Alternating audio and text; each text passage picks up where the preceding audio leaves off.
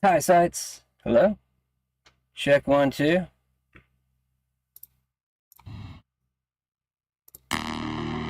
Check 1, 2.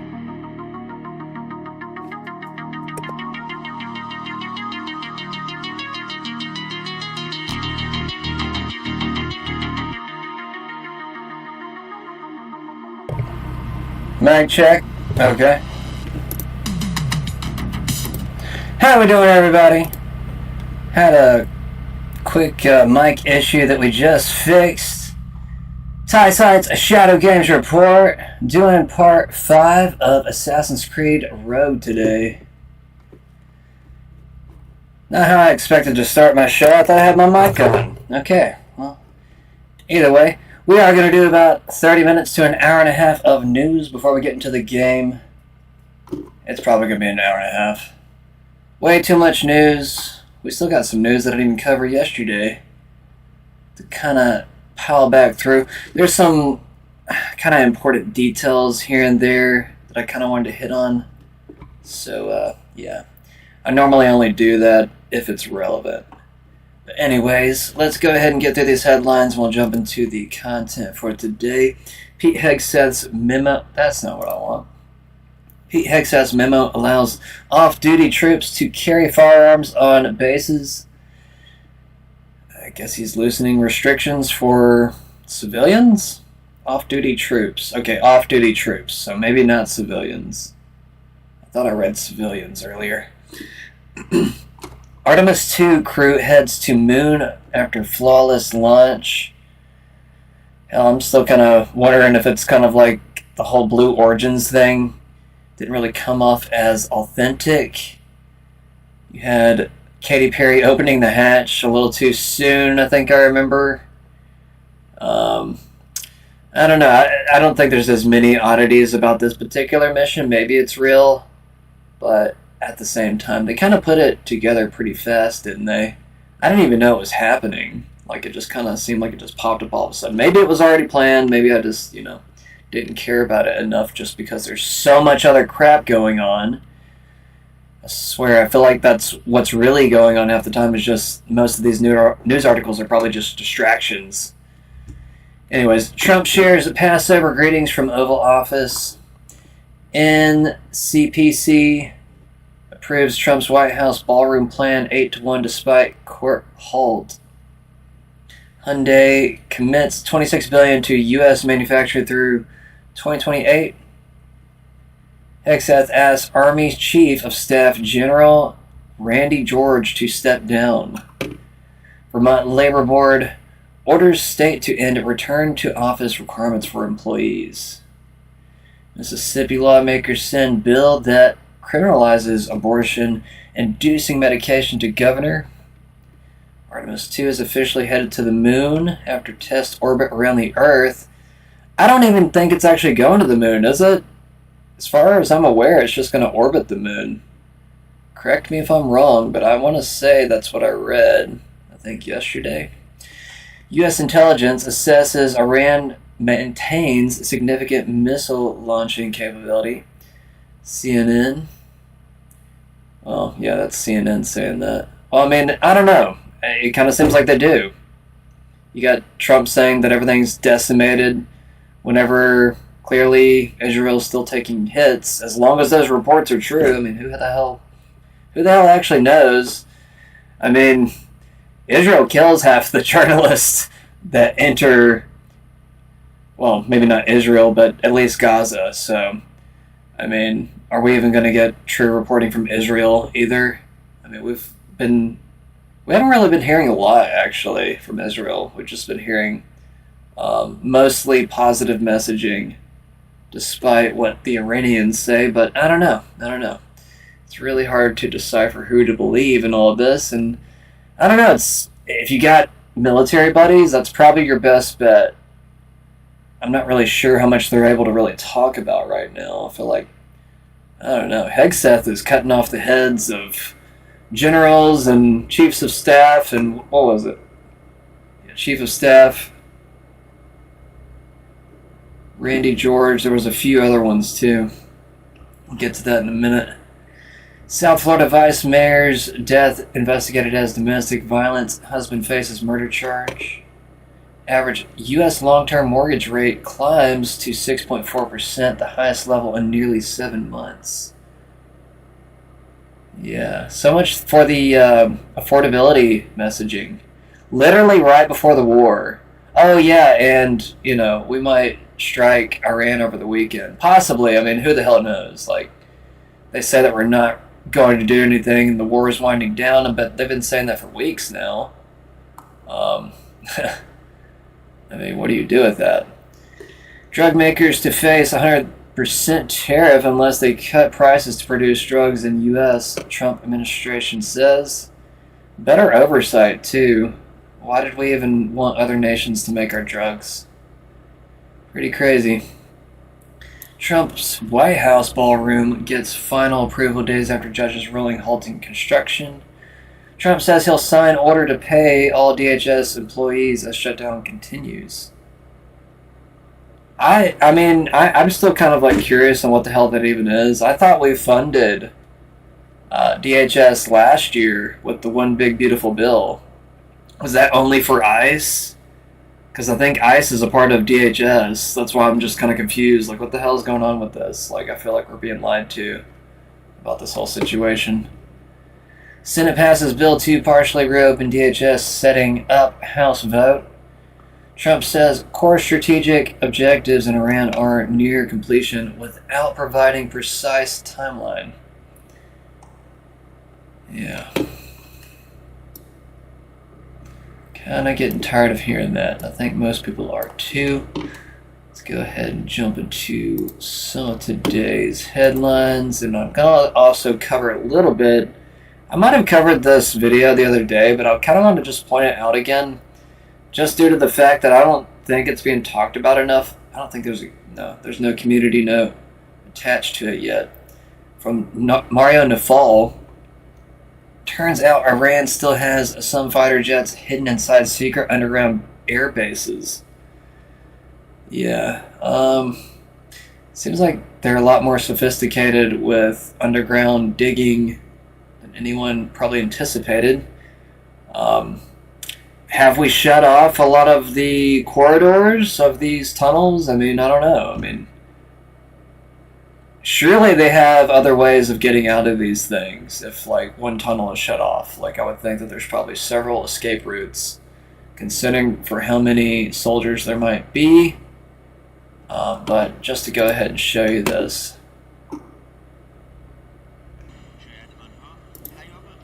Iran's army on Tuesday unveiled its first underground base for fighter jets designed to withstand possible strikes by US bunker-busting bombs, state media reported. The base, named OGAB-44, Eagle in Persian, can accommodate all types of fighter jets and bombers, in addition to drones, the official news agency IRNA said, releasing images and videos from inside the base. The exact location of the base was not revealed, but state media said it was at the depth of hundreds of meters under the mountains and capable of withstanding bombs by strategic US bombers. In May last year, Iran's army revealed an Air Force base for drones under the Zagros mountain range in the west of the country. The latest unveiling comes the day before Iran marks Air Force Day, part of the build-up to the 44th anniversary of the 1979 Islamic Revolution. OGAB-44 is one of numerous tactical underground air bases for the Army's Air Force built in different areas of the country in recent years. It can prepare fighter jets to counter possible offenses, such as those practiced by the US and Israel in their recent military drill, according to state media. Iran has mostly Russian MiG and Sukhoi fighter jets that date back to the Soviet era, as well as some Chinese aircraft, including the F-7. Some American F-4 and F-5 fighter jets dating back to before the revolution, also part of its fleet.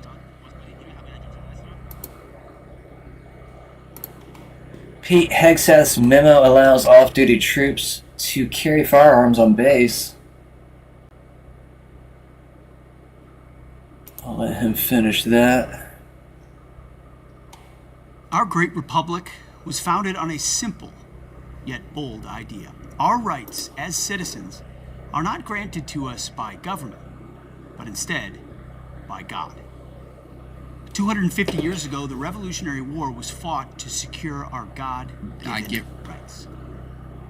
The Second Amendment to our Constitution enshrines way too slow to carry weapons to protect themselves, their families, and their fellow countrymen. The War Department's uniformed service members are trained at the highest and unwavering standards. These warfighters, entrusted with the safety of our nation, are no less entitled to exercise their God-given right to keep and bear arms than any other American. Our warfighters defend the right of others to carry. They should be able to carry themselves. Recent events like what happened at Fort Stewart Holloman Air Force Base, or Pensacola Naval Air Station have made clear. I mean, as long as they don't, closer to home than we would like. as long as they don't shoot each other, which has happened before, without that being a thing, you know. Now, it might deter other soldiers from shooting each other because there's other people that have guns now, maybe, possibly. I mean, cross your fingers on that one. Alright, Trump reaffirms confidence in DNI Tulsi Gabbard amid replacement rumors.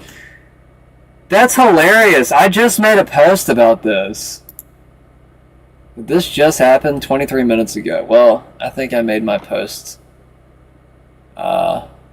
shortly after he said this, but I think it was like maybe 15 minutes ago that I made this post. I'm going to go ahead and check here in just a second just to see when I posted it. But I was basically just saying, like, we need some anti-war voices in the White House, a part of the administration. Tulsi Gabbard is that person. I mean, she's still one of my top contenders for being the Republican candidate for 2028.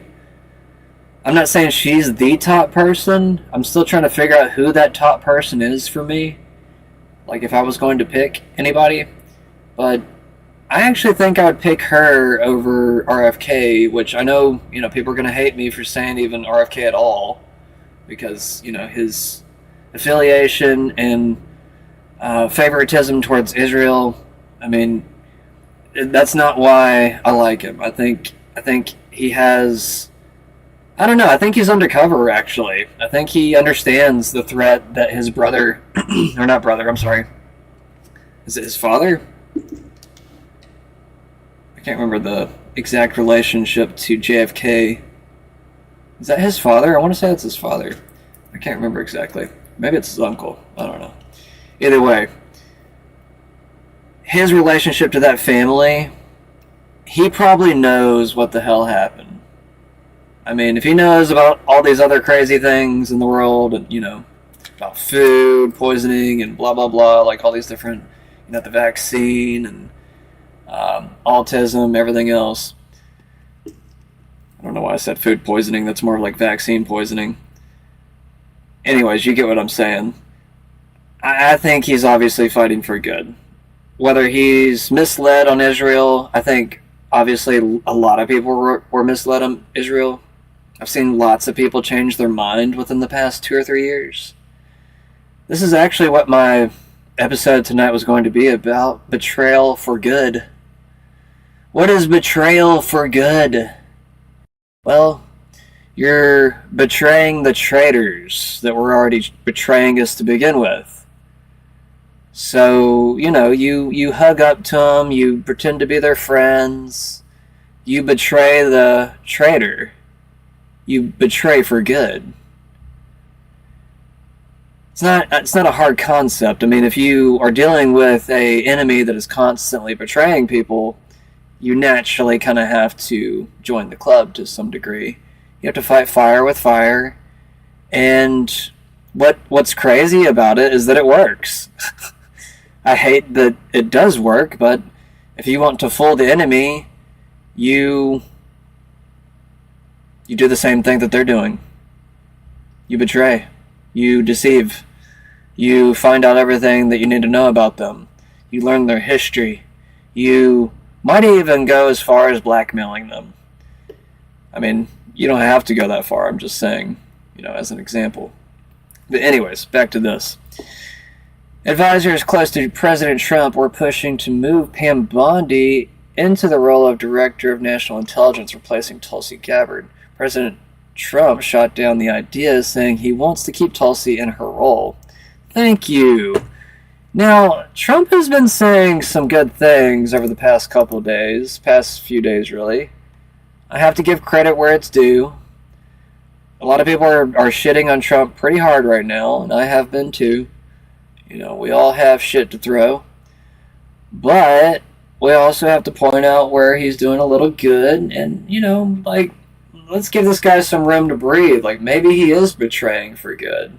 Maybe we felt betrayed so he could get something done for a month and a half.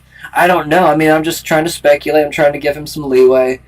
Trying to, I'm not trying to indulge on the Q people too much, but at the same time, if you are going to go undercover, go rogue eventually, towards the person that you're supposedly friends with.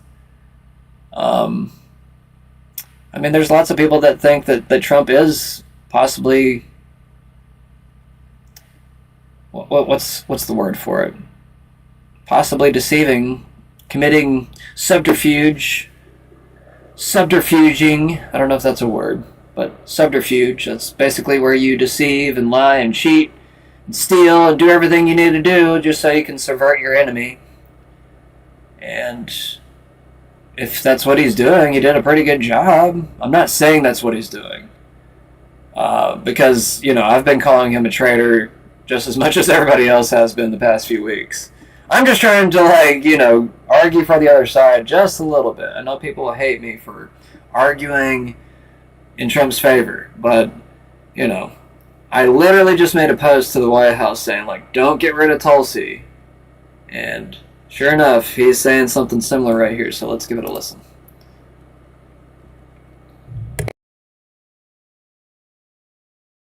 We have a lot of great candidates with it. Do you still have confidence in Tulsi Gabbard, sir?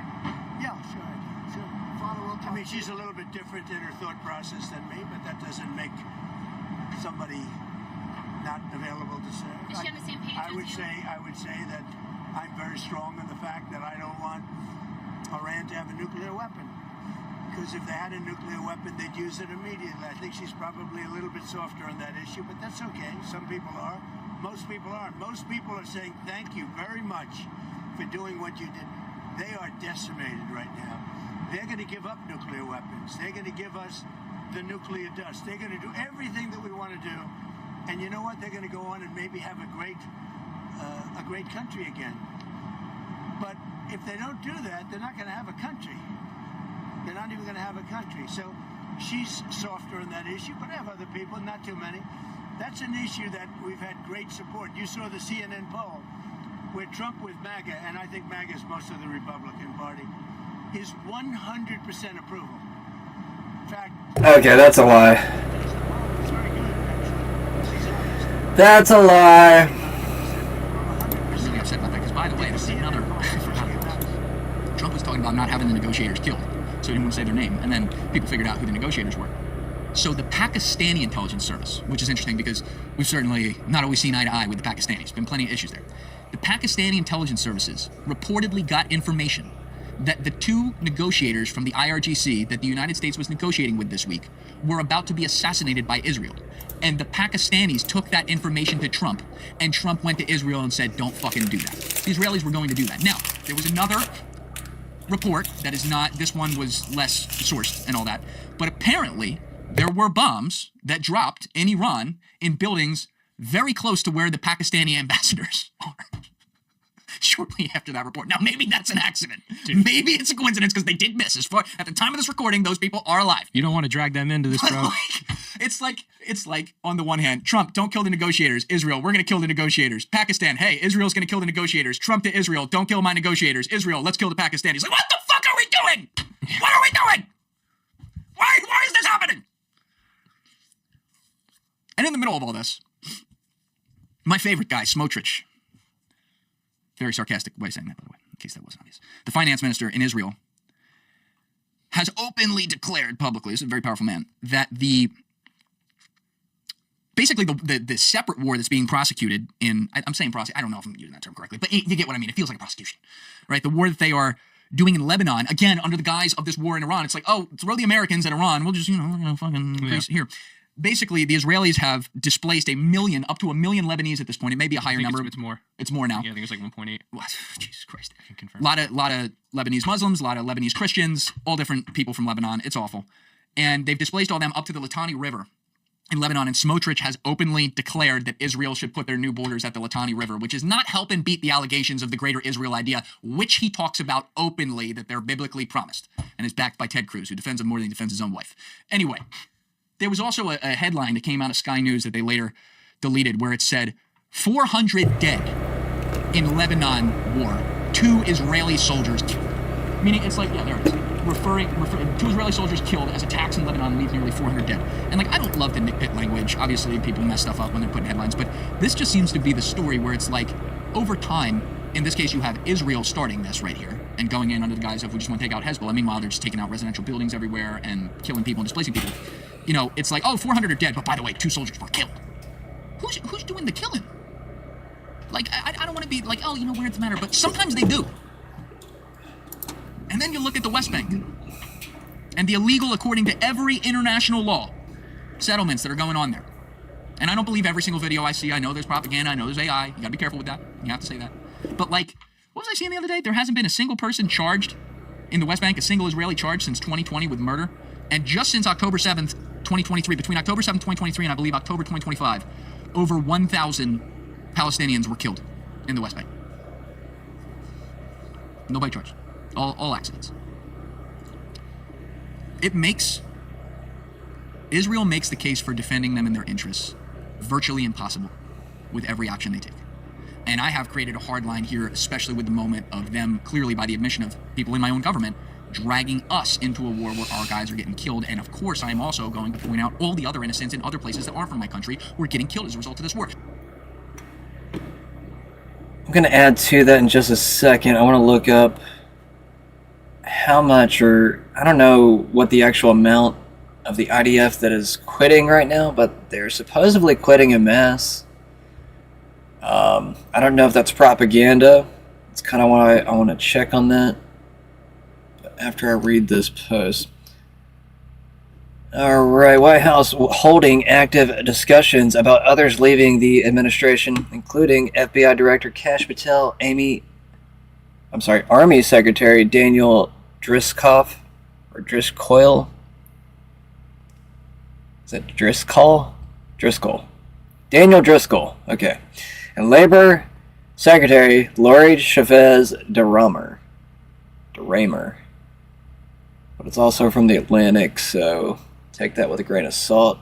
Could be a lie.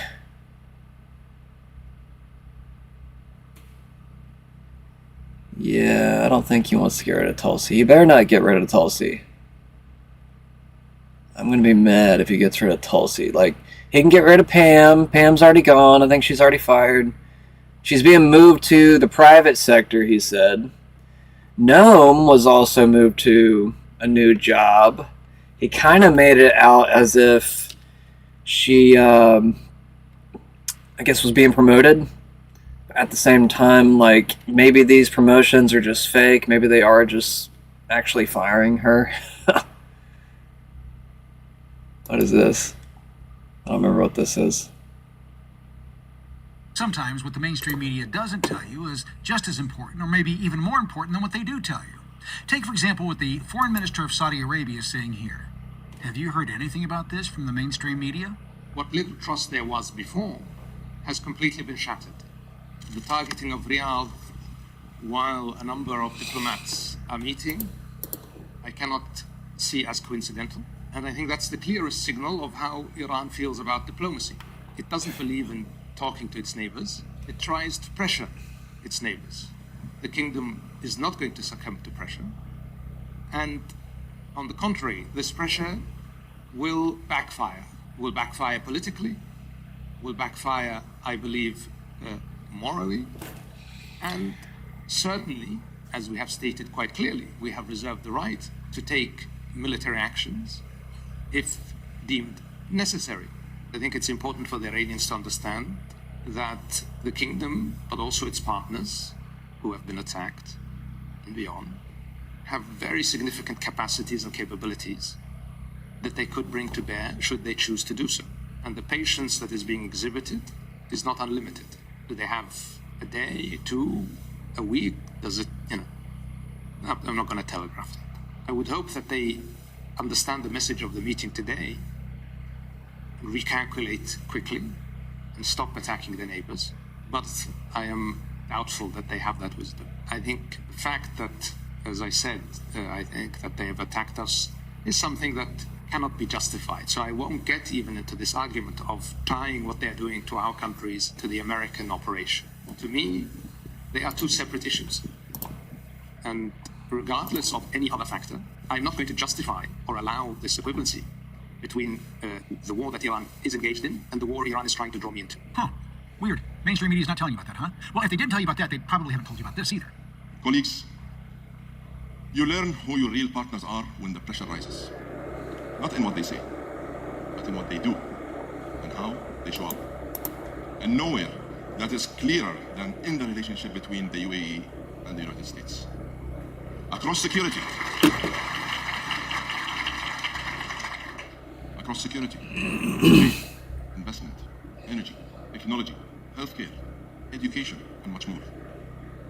Our partnership is one of conviction. It is a partnership of true commitment. Our partnership is not out of convenience. Our partnership is tested in peacetime and proven under fire. Partnership like this matter now more than ever because our region stands at a crossroads. Two futures are competing for the Middle East. One exports instability.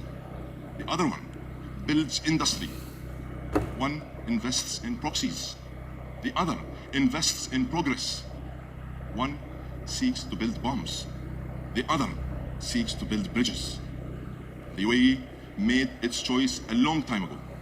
We chose openness over isolation, dialogue over discord, commerce over conflict. If, like me, you watch the news at any point over the weekend, you... Okay. I mean, obviously that's more pro-American information. I cover both sides. I know everybody gets upset whenever I cover one side over the other. It's been more positive today, but normally lately it's been more negative. I'm kind of like weirded out by all the positive stuff too, actually. I'm kind of like, I don't know. Let's see what else we got here. Probably got something to... Oh yeah, well we already covered that. Probably going to start skipping up a little bit further now. Actually, this was something I meant to cover yesterday. This is Trump basically saying that he wanted to go to Iran back in, what, the 80s or 90s, whenever this interview was. I don't know when it was exactly. But as far as Trump is concerned, our allies are only part of the problem. The real culprit is Iran. Why couldn't we go in and take over some of their oil, which is along the sea? How would you do that? Would you send in the Marines? Would you take a chance in a war?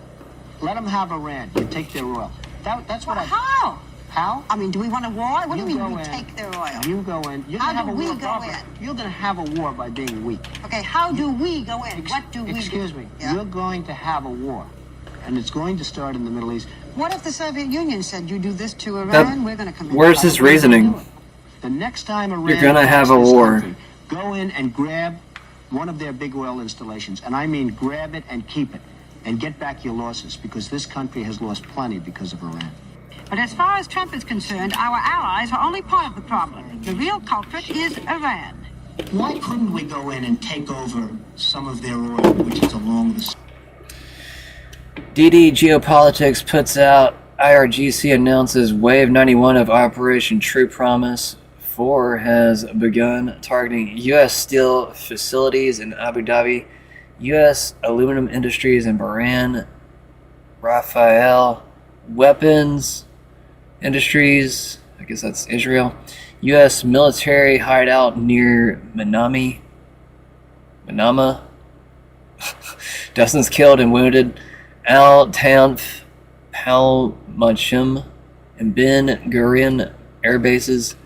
Military concentrations in Tel Aviv, Haifa, Eilat, or Eliat, I don't know how to say that, Negev, and Beersheba. I don't know how to say that one. We got a town name that somewhere around here.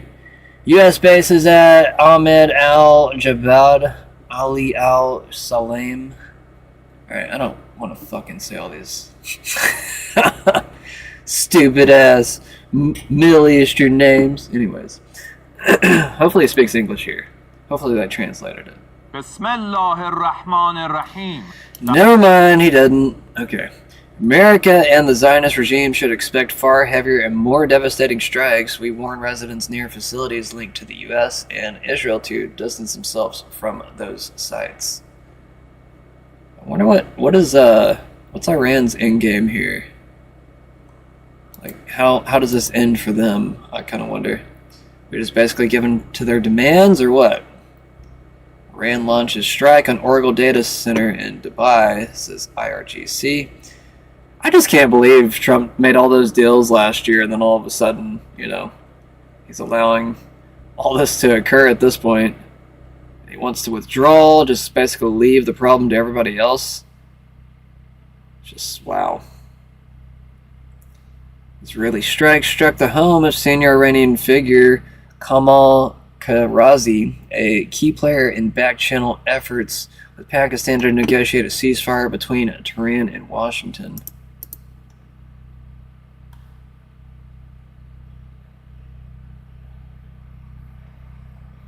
$30,000 people laid off by Oracle via email are now seeing this news as their leverage, or as their revenge. Oh yeah, they did just lay off people the other day, didn't they?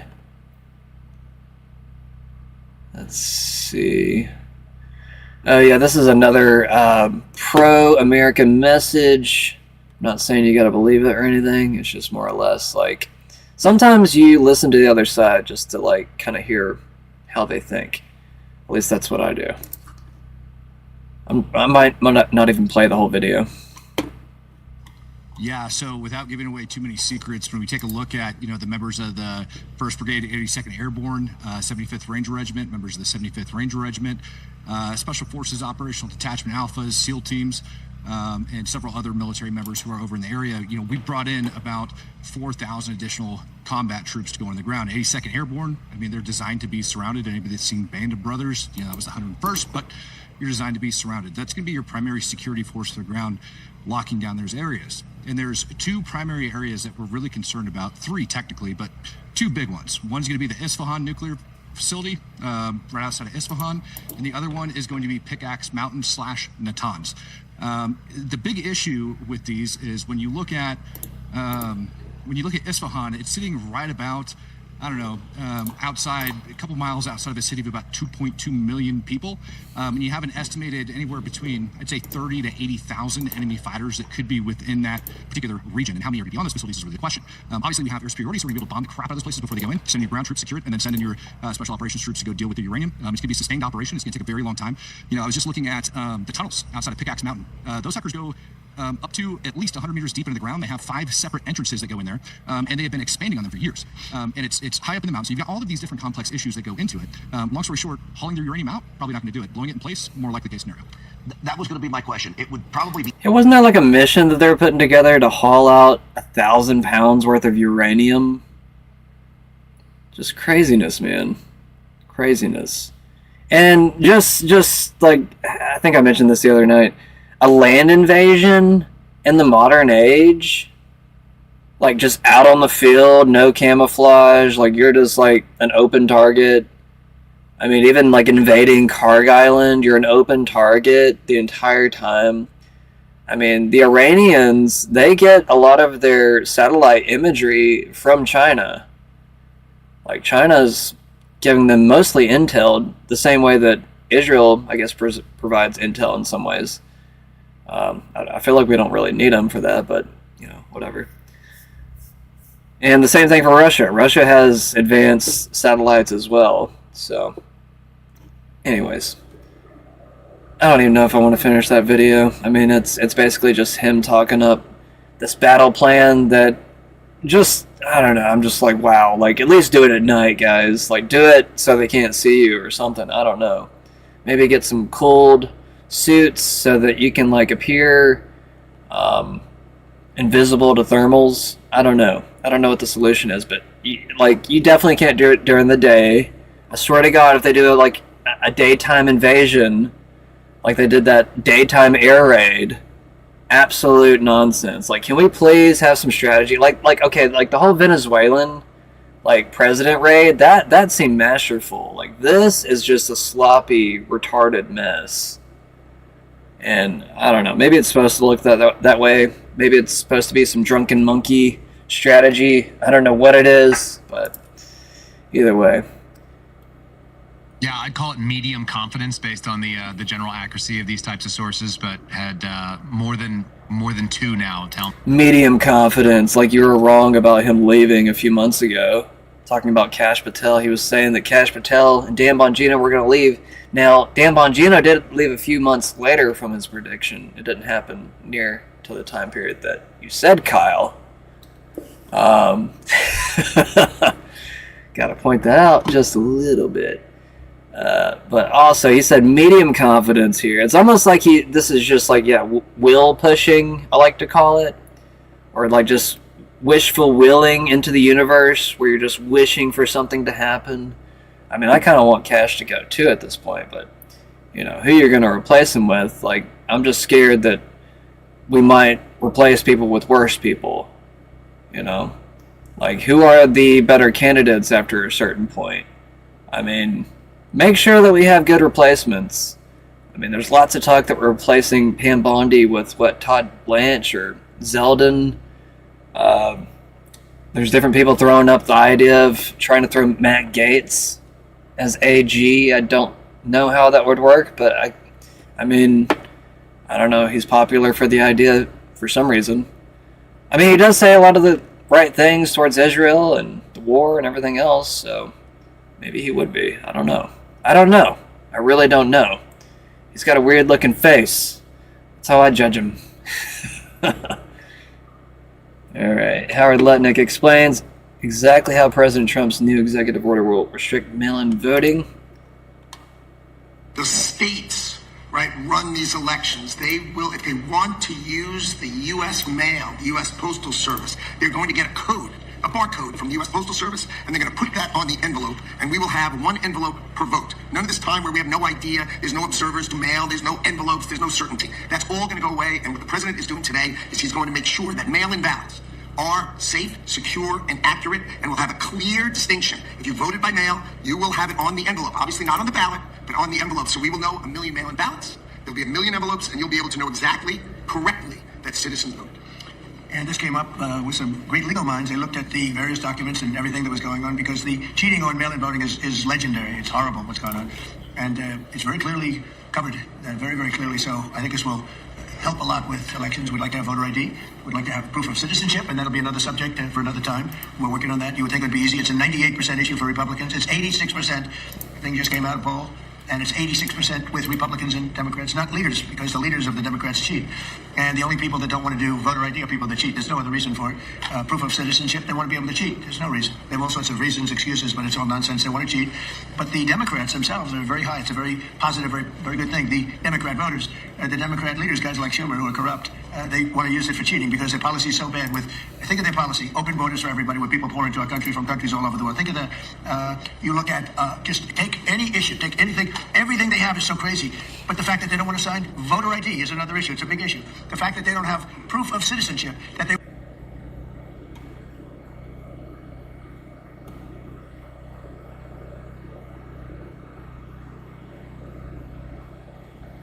I don't think I played this video. 18 minutes long. I'm not going to play this, but just in case anybody wants to go check it out, from a couple days ago from James O'Keefe.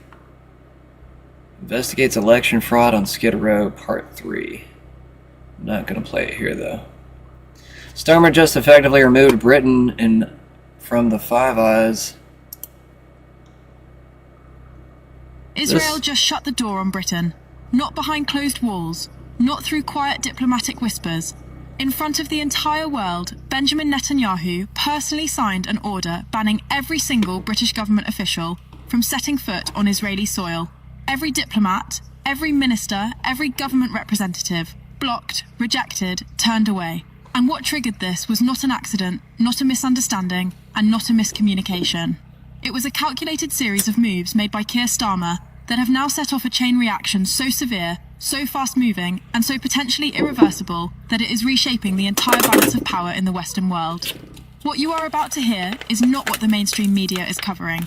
This is the full story, and it is far more dangerous than anyone is telling you.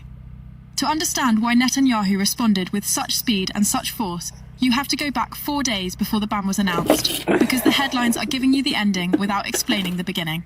4 days before Israel slammed its doors shut on Britain, Keir Starmer made not one but two decisions in rapid succession. These decisions were not discussed with his own cabinet beforehand. They were not cleared through proper diplomatic channels. They were not softened with any kind of prior warning to Jerusalem. They were dropped on the world stage without preparation, without cushioning, and without any apparent understanding of what they would trigger. The first decision was Britain's formal endorsement of International Criminal Court arrest warrants, directly targeting senior Israeli leaders, including sitting members of the current Israeli government. Now let that sink in for a moment. This was not Britain quietly abstaining from a vote. This was not a carefully worded expression of concern designed to preserve the relationship while sending a message.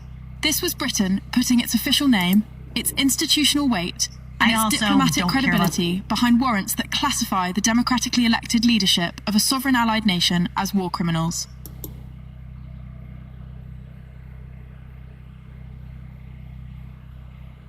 Active support, public support, undeniable support. The second decision hit even harder. Starmer announced a comprehensive arms embargo against Israel, not a partial restriction targeting specific categories of weapons, not a temporary pause pending a review, a total ban. And what made this decision particularly devastating was what was included in that ban. It did not just cover offensive military hardware, the kind of weapons that could theoretically be used in combat operations. It covered the defensive systems that Israel depends on every single day to keep its civilian population alive. Iron Dome components, radar integration systems, early warning technology that intercepts rockets before they reach hospitals, schools and homes. All of it, frozen, cut off, gone. In Jerusalem, the reaction was not immediate in the public sense, but behind closed doors, it moved at extraordinary speed. Senior Israeli officials reviewed both decisions within hours of Starmer's announcements. The deliberations were intense and the conclusion was unanimous. Britain had not stumbled into a policy mistake. Britain had made a deliberate, conscious, calculated choice. And that distinction matters enormously because it changes everything about how a government must respond. A policy mistake is something you can address through dialogue. You can call, explain, negotiate, and find a path back. But a deliberate choice signals something entirely different. It signals intent. And when a government signals intent of that nature toward Israel, the response cannot be a phone call. It has to be structural. It has to be immediate. And it has to send a message that every government on earth can read clearly. Within 24 hours of Starmer's announcement, Netanyahu convened his security cabinet. Israel has a doctrine, one forged not in theory, but through the lived experience of its entire modern history. A history defined by moments when allies looked away, stayed silent, or actively turned against it at critical moments. That doctrine is straightforward and it is non-negotiable. Nations that abandon you in your moment of greatest need do not deserve access to your intelligence, your cooperation, or your territory. No one cares. I was just trying to figure out, like, half the time, it sounds like pro-Israel, and then, like, towards the end I was like, yeah, it's definitely pro-Israel. But at the same time, like, I mean, if it kicks Britain out of Five Eyes, it's kind of a good thing. I mean, we're wanting to disassemble this network, in my opinion. And, I don't know, you kick Britain out, I mean, that's more of a valuable resource than Israel, in my opinion. But either way. Alright, Thomas Massey says, rich and powerful men raped and trafficked underage women, and our justice system looked the other way. I won't ignore it, and neither should you. The Epstein information. I don't care about those files. I think it's irrelevant. I don't care about those files. I think it's irrelevant. I think it's irrelevant. No one is going to be charged. Everyone got away with it. No one is going to be charged. Everyone got away with it. And I would much rather dig into January 6th. Much rather dig into. Like that. You've got to get no. I just have never cared about it because in the files you're going to find out the cover. I know, but but I'm saying it's you'll get to the cover up of exactly what the cover up was. They're even admitting they got these tapes and things. This is cashing And Pam, you got to get once you get into these things, they're rich, as you know, Julie. You've done it yourself with no resource at all, just doing it yourself. You understand as you start these investigations every day. You're telling me, "Hey, I found this. I found this." The process itself, once you have intention and start moving down. I also don't care about the Epstein. Harrison Smith says probably why Trump is talking about leaving NATO. Israel officials say after Iran, Turkey is now seen as the new major threat to the Jewish people in Israel, which Turkey is a part of NATO. I don't know how I got it that far in the list all of a sudden. I feel like it jumped quite a few posts all of a sudden. Yeah, it did. Why did it jump up all of a sudden? What happened? Seriously, what happened? I scrolled down really far, and now it's into today's stuff, which is okay. It's just I need to find a decent spot to start now. Because I had other stuff I wanted to cover, damn it. Damn it!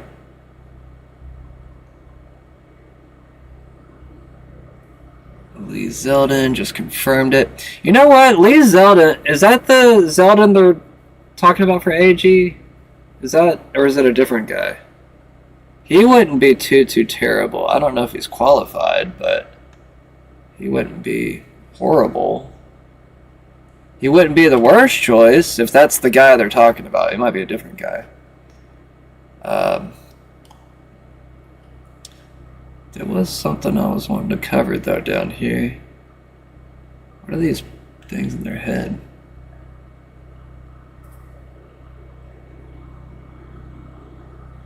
Forehead mark is a sign of their Shia zealotry, formed by praying 5 times a day on a clay stone from Karbala, where Hussein and his army were martyred. So they get an imprint on their forehead from praying for so long. That's kind of weird. Skip on down past some of these that we've already covered here. Oh yeah. Horrific Iranian ballistic missile striking the central Israeli city of Petah Tikva, as families meant to be celebrating Passover, one of the holiest periods of the Jewish year.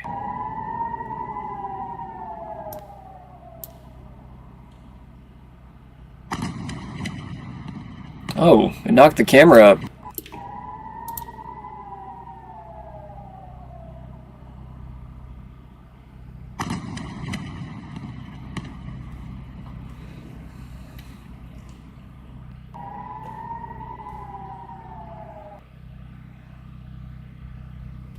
So Alex Jones just said 6 hours earlier, at least I think that's how long ago that post was, maybe a little bit earlier than that Kash Patel would be fired today.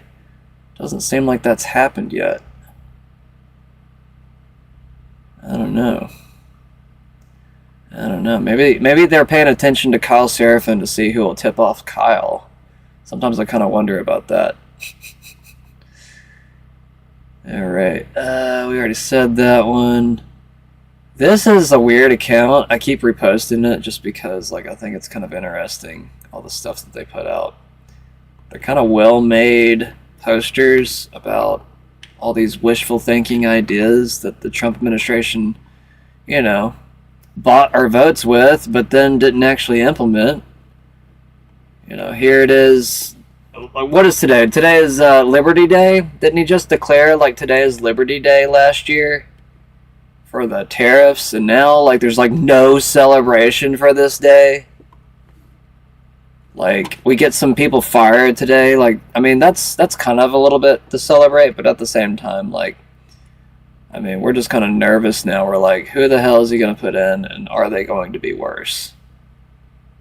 I feel like that's the major concern here now. ISIS calls for churches and synagogues across the U.S. and Europe to be burned this weekend. New York Post reports. I don't remember posting that. Oh, this is not my feed. Oh, why didn't anybody tell me I'm not on my feed? Somebody told me I wasn't on my feed. Here, I was thinking, maybe that's why I'm like, well, shit, dude. What the hell happened? Okay, well. I don't know what is going on with this little web page tonight. Either it's reloading in the background without me noticing, or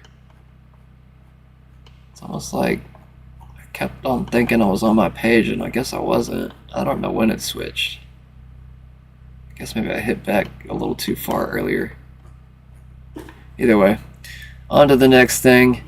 Iran has dedicated a missile to the suffering of Jesus Christ, Son of the Holy Mary, in hope for the day he returns. These guys are supposed to be my enemy, he questions. Ethan Levins says.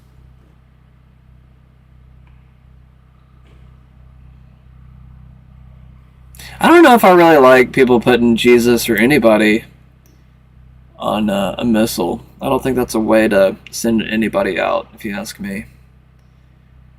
JMC Broadcasting says Trump's set to pardon Assange and Snowden. The hammer drops. President Trump is preparing for full unconditional pardons for Julian Assange and Edward Snowden, the truth warriors who exposed war crimes, rigged elections, and the NSA's illegal spying machines, hunted and exiled by the Obama-Biden crime syndicate. They are now poised to receive justice. I've always heard that there's a possibility that Edward Snowden was a CIA plant for the NSA. I don't know how true that is. I'm just telling you some of the theories out there. I haven't heard anything bad about Julian, though. I mean, who knows, though? Julian could be MI6 or something like that. I'm just kidding. You never know, though. I mean, now, Snowden, he actually had a CIA background, so that one makes a little bit more sense. Julian, on the other hand, just a journalist, just a coding nerd, I guess. I mean, call him what you want. Breaking Russia to Israel. Let me evacuate, then do what you want to Iran. Russia asked Israel and the United States to ensure a ceasefire while it evacuates all Russian staff from the Bushehr nuclear power plant in Iran. RIA News agency reported on Thursday. I'm going to check this post real quick just to make sure there's validity to it. Let's see what Grok says to it. I'm not saying Grok is always right, but maybe it'll give us a little bit more.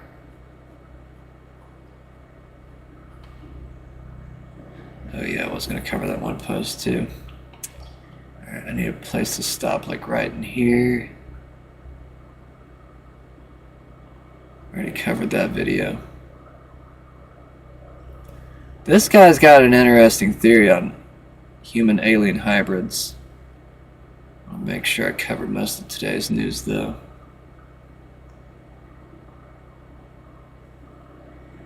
U.S. Navy will not open the Strait of Hormuz. Well, that's good. Maybe all the ship fires and everything on that aircraft carrier, maybe that saved the Navy. Maybe all the people committing mutiny and I don't know, all kinds of weird revolts. There was all kinds of soldiers supposedly speaking out, saying they didn't want to go to war, which is good. You need to be able to disobey immoral orders.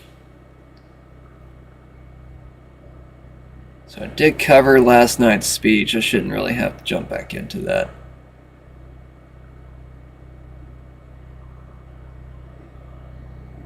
I wanted to watch this. I actually didn't watch that. There's one particular... Is this it? That's not what I'm looking for. There's one particular post I'm looking for right now, and it's the same speech. I want to make sure that I cover it tonight.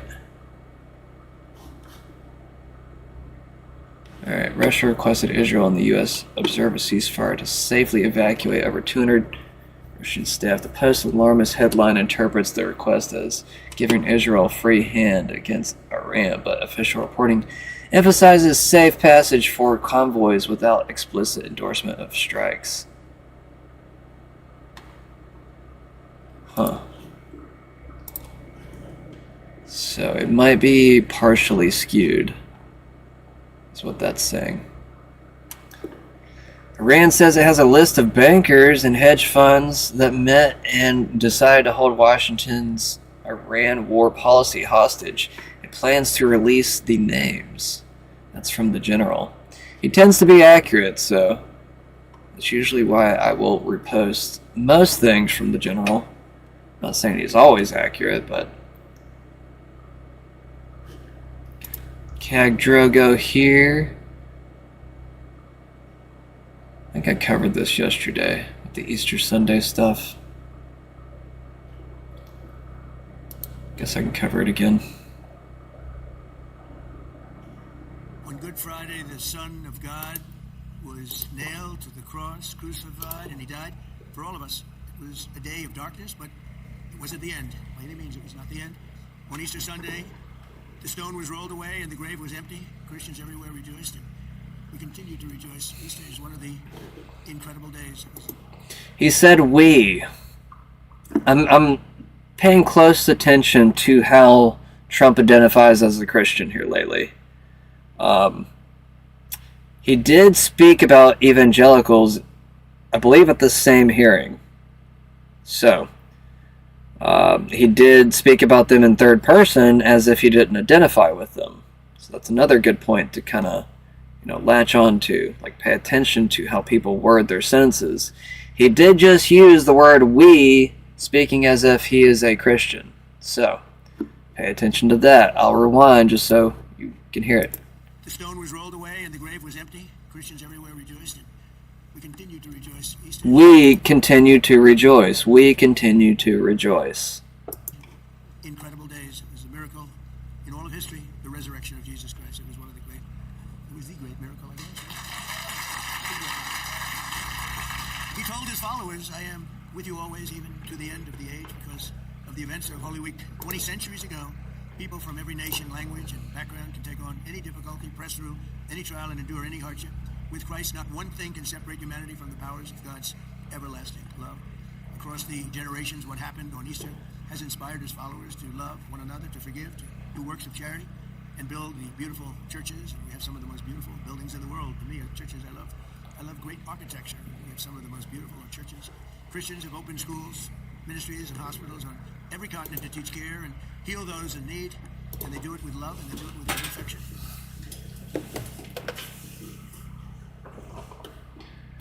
Okay. Netanyahu repeatedly met with convicted nuclear arms trafficker while working at Arnon Milken's company as it was helping Israel smuggle nuclear weapons triggers from the U.S. Milken admitted to being an Israeli spy procuring restricted tech for Israel's nuclear weapons program through front companies. But Netanyahu issued a gag order to silence him. Milken is now a key witness in Netanyahu's ongoing corruption trial.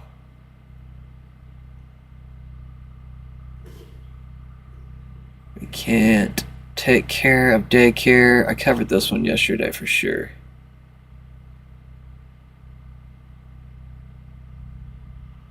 Oh yeah, 25% of, I guess, California's budget, or at least Medicaid budget, is fraud. Losing $50 billion a year to scammers. Yeah, let's see what this is. I'm going to speed it up though. On March 21st, 1980, FBI agents of the Pittsburgh field office interviewed, in his home, a former employee of the Nuclear Materials and Equipment Corporation. More specifically, the unnamed interviewee worked at the company's facility in Apollo, Pennsylvania, a manufacturing plant for uranium fuel for nuclear reactors. Recalling one night working overtime in the spring of 1965, the interviewee related that when he entered the loading dock area on this particular evening, he noticed a flatbed truck backed up to the loading dock with some strange equipment on it. He advised he then noticed the NUMEC owner, Dr. Zalman Shapiro, pacing around the loading dock while shipping and receiving foreman and NUMEC truck driver were loading stove pipes that normally are used to store high-enriched uranium products, which he defined as 95% uranium. Bright polished aluminum canisters with yellow labels containing typewritten information and nuclear fan symbols. The interviewee, citing his natural curiosity, stated he observed another man lay his clipboard down on the empty drum located on the dock, whereupon he proceeded to read the information contained on the shipping order. He said he noticed that the destination for the equipment on the truck was Israel, and that it was to be transported by ship. After he had quickly read the information contained on the shipping order, the man grabbed the clipboard away from him, telling him in words to the effect that the material contained in the shipping order was confidential and not for his eyes. He advised that shortly thereafter, an armed guard ordered him off the loading dock. He advised he had not come forward before because he had a large family to support, and the day following the incident, the plant personnel manager of NUMEC threatened to fire him if he, quote, did not keep his mouth shut concerning what he had seen on the loading dock the night before. He further advised he mentioned the threat he received from the personnel manager to his union. What's up, Danger Mouse? He claims he was visited by, quote, some union goons, and again told to keep his mouth shut. That man pacing around the loading dock had at one time been a chemist with the Atomic Energy Commission, and in 1957 he became a founder of NUMEC. He was also the subject of 51 FBI reports, 41 of which were classified secret. And in November of 1968, the FBI began physical surveillance and wiretapping of Shapiro, stating, "We are investigating Shapiro to determine extent of his relations with Israeli government. As head of Nuclear Materials and Equipment Corporation, Apollo, Pennsylvania, Shapiro has access to atomic energy material which could be most helpful to the Israelis." What worried the FBI were Shapiro's connections. Subject has been in contact on 2 occasions with Dr. Avraham Hermoni, scientific counselor, Israeli Embassy, Washington, D.C., and Israeli intelligence agent. Source has also disclosed contacts with a senior official of Israeli military intelligence, individuals associated with Israeli Atomic Energy Commission, and member of Israeli Internal Security Service. His loyalties as well were of concern. He is considering settling permanently in that country and, if necessary, would fight for Israel. FBI describes an awkward predicament. Subject and others involved in instant case, in addition to holding top positions in their respective fields, are very active and highly regarded in various Jewish organizations which exert some influence in this country, referring specifically to America's powerful Israel lobby. His affinity for Israel as well as his lobbying for the country were no secret, and he was quite open about it, stating in a 1984 oral history, I am working for the ZOA. I'm a national officer. I'm the vice president. I work for the Federation. I'm also an officer of the American Technion Society. I'm a director of Hillel. I work for the ADL and I work for... In other words, you work in every facet of the community, sounds like. His Israel affinity would become a conflict of interest professionally, enough so that the FBI felt it appropriate to place him on their notorious security index. The index was a list of individuals to be placed under arrest without warrant in the event of, as FBI described, a national security emergency. The reason in Shapiro's case being that subject continues to solicit information for Israeli scientific censored personnel. Shapiro founded NUMEC in the late 1950s with close associate and owner of the Apollo Steel Company, David Lowenthal, who provided the seed capital. With it, they converted a portion of the steel mill into a uranium factory, pumping out up to 700 metric tons in a single year. But problems began in 1965. Write Howard Cohn and Barbara Newman for Rolling Stone, for its December 1st, 1977 edition, during a routine inventory, U.S. government inspectors discovered that a substantial amount of enriched uranium, enough for several atomic bombs, was missing from a Pennsylvania nuclear plant. Newman and Cohn write that the amount of material unaccounted for was 194 pounds, larger by far than any previous known discrepancy at other U.S. nuclear facilities, while also observing that approximately 22 pounds of enriched uranium are needed to make the smallest functional bomb. The numbers snowballed as there appeared to be a massive leak at the plant. As of October 31st, 1965, there were an astounding 382 pounds unaccounted for. By early 1967, the Atomic Energy Commission had re-inventoried the plant and found an additional 190 pounds unaccounted for, or 572 pounds in all. According to the Rolling Stone sources, Israel continued to receive NUMEC uranium during the 1965-1966 period, despite increased U.S. scrutiny. Pete Hegseth fires 2 more generals, David Hodne?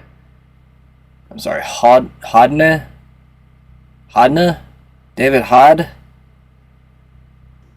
How do you say these stupid-ass names, man? David Hodne?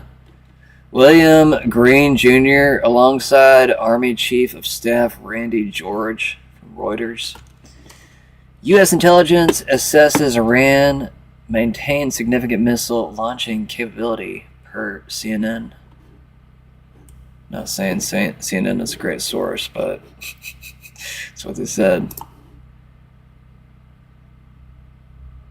Tonight, President Trump's White House ballroom has received a final approval from a key agency just days after the federal judge ordered a halt to construction. The National Capital Planning Commission approved the construction on federal property today. That commission is chaired by one of President Trump's former lawyers.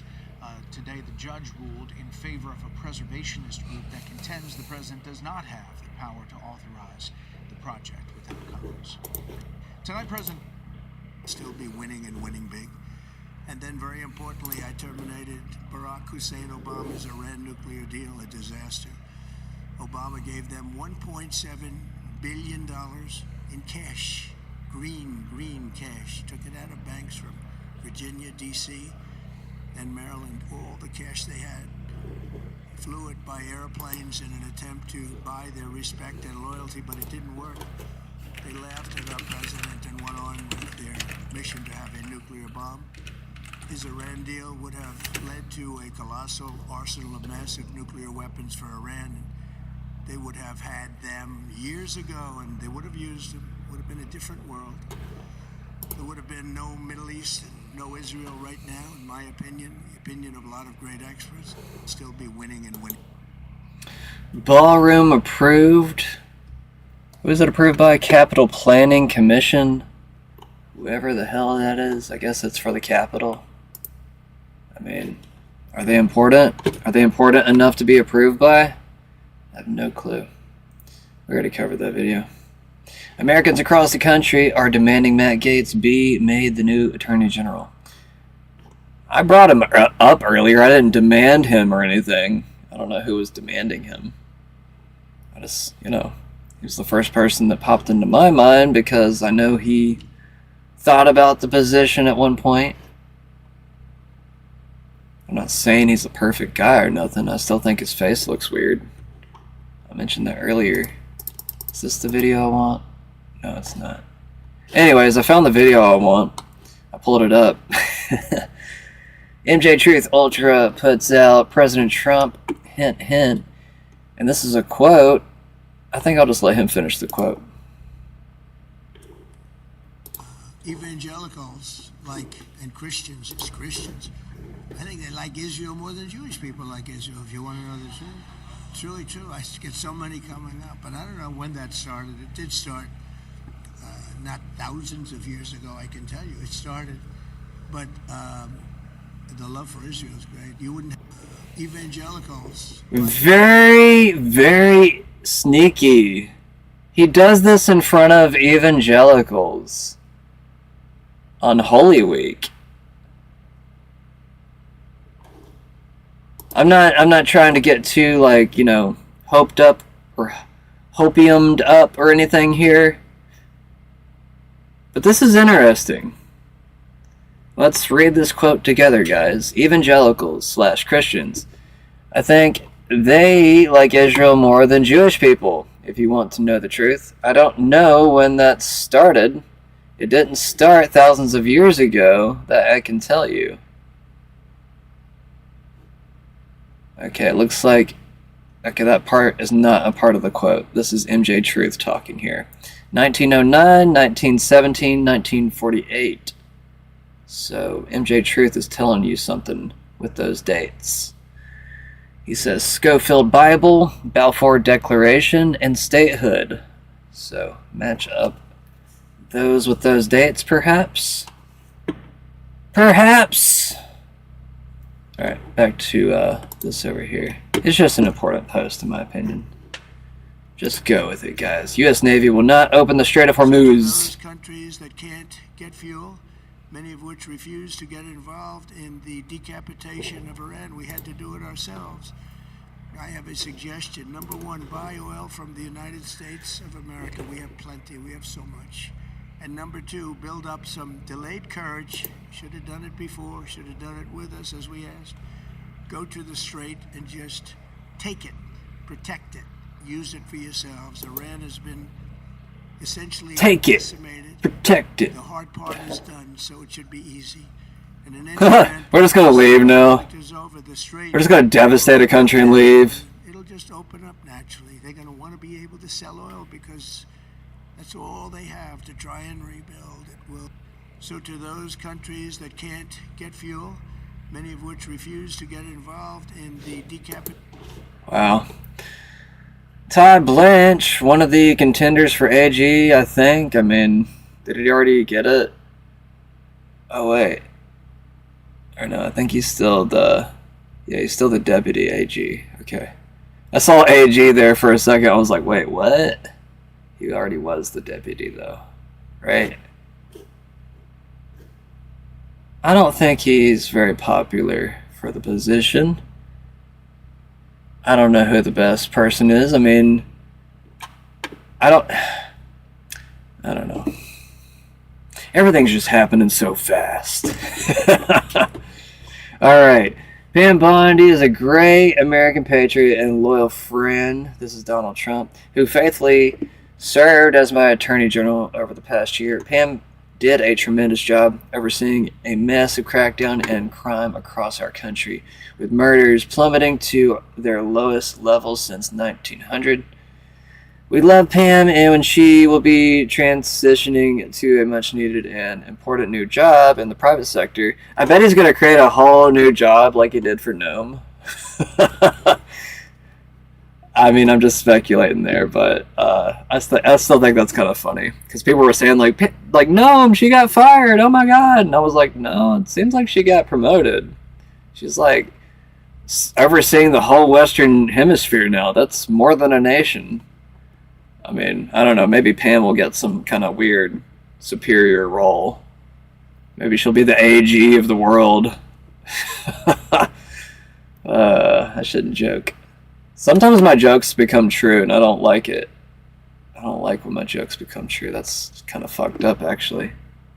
Because they're jokes. They're not supposed to be true. Alright, Trump fires Attorney General Pam Bondi. Yeah, we just said that. Lockheed Martin has allegedly been breached. Let me say that again. I like my lips stuck together. Lockheed Martin has allegedly been breached, and 375 terabytes of data is being offered for sale on what appears to be a Russian threat market. I was kind of surprised. They're actually selling it for a lot cheaper than I imagined. I'm like, bro, these are like billion-dollar planes. I would sell it for, I don't know, at least $1 billion. I don't know. I guess if you transition our dollar over into whatever dollar that they have, then maybe they get more. I don't know. Just depends. Depends on the nation, I guess. How are we doing against the yuan? I'm kind of curious. Al Jazeera says Iran launches more missiles at Israel as Trump finishes speech. Oh, look at that. From last night. He's like, yeah, fuck you. You didn't win anything. I love how childish this war is. It almost seems like a comedy, but it's real life. And you're just kind of like, yeah, it would be funny on a normal day. It's not really, it hasn't really been a normal decade, though. We got robots over here, we got Trump over here. President Trump just concluded his blockbuster. In Shenzhen named MindOn has developed an advanced robot brain and installed it in the Unitree G1 humanoid. With this upgrade, the robot was able to perform everyday tasks on its own, without any teleoperation. In the demonstrations, it carried out actions like watering plants, opening curtains, cleaning the mattress. How tall is that thing? Hold up, this thing's like 4 feet tall. All of these tasks were done independently, showing how quickly autonomous robot abilities are improving. A robotics startup in Shenzhen named MindOn has developed an advanced robot brain and installed it in the Unitree G1 humanoid. With this upgrade, the robot was able to... No. No. You gotta put your elbow into it. I'm sorry. I know how to clean. No. Look at this. Hold up. That's your dusting? That's your duster? Bro, you're not even like putting the surface against the other surface, like here. You're just like, you're half-assing it. Like, my niece can do better than this. And yeah. I don't know. Younger people can do a better job than this. This is like, I mean, that's basically a kid doing the job anyways. I've seen toddlers do just about, this amount of effort. Installed it in the Unitree G1 humanoid. With this la. everyday tasks on its own, without any teleoperation. I'm sorry, I got distracted. It carried out actions like This is not news at all. cleaning the mattress, and moving packages from place to place. This is just good brain fart material. Showing how quickly autonomous robot Okay, abilities are improved. that's enough. That's enough. Okay. And I'll tell you, the world is watching, and when we do, when it's all over, the United States will be safer, stronger, more prosperous, and greater than it has ever been before. May God bless the men and women of the United States Armed Forces, and may God bless the United States of America. Thank you very much, and good night.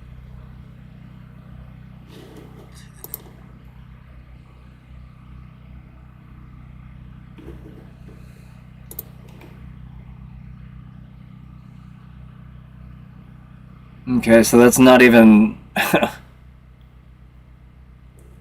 with this Patriot line. The world is watching. Okay, so he did say the line. Oh, okay. Okay. Well, they said it was like the last thing that he said, so I thought that they were lying at first. But I guess the Q people are right again. Damn it! Damn it! Why do the Q people keep being right? He did say the world is watching. There's somebody else that matched up the world is watching with the Q post. I remember seeing the post. I don't know. The Q followers they're kind of fun. I mean, you know, who else has any hope right now? I think they're fun. I mean, if they're like, you know, I'm not saying you gotta believe in it, but, you know, if you just want to read it to like, and be like, yeah, that'd be cool if that happened, you know? Still waiting for it. I've been waiting for like 10 years. Like, if there was another 10 years and there's still Q followers around, you know, you should probably be worried. But, I don't know. How much longer do we drag the whole thing out? Like, I want to see some more progress if we're going to believe in Q. Okay? Okay, guys? Okay? I don't know. They'll say there's all kinds of, like, comms and blah, blah, blah to prove it, and I don't know. I've lost interest.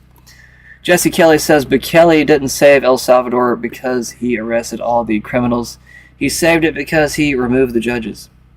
Communist judges are the sword and shield of the communist revolution. Here in America, removing them is everything.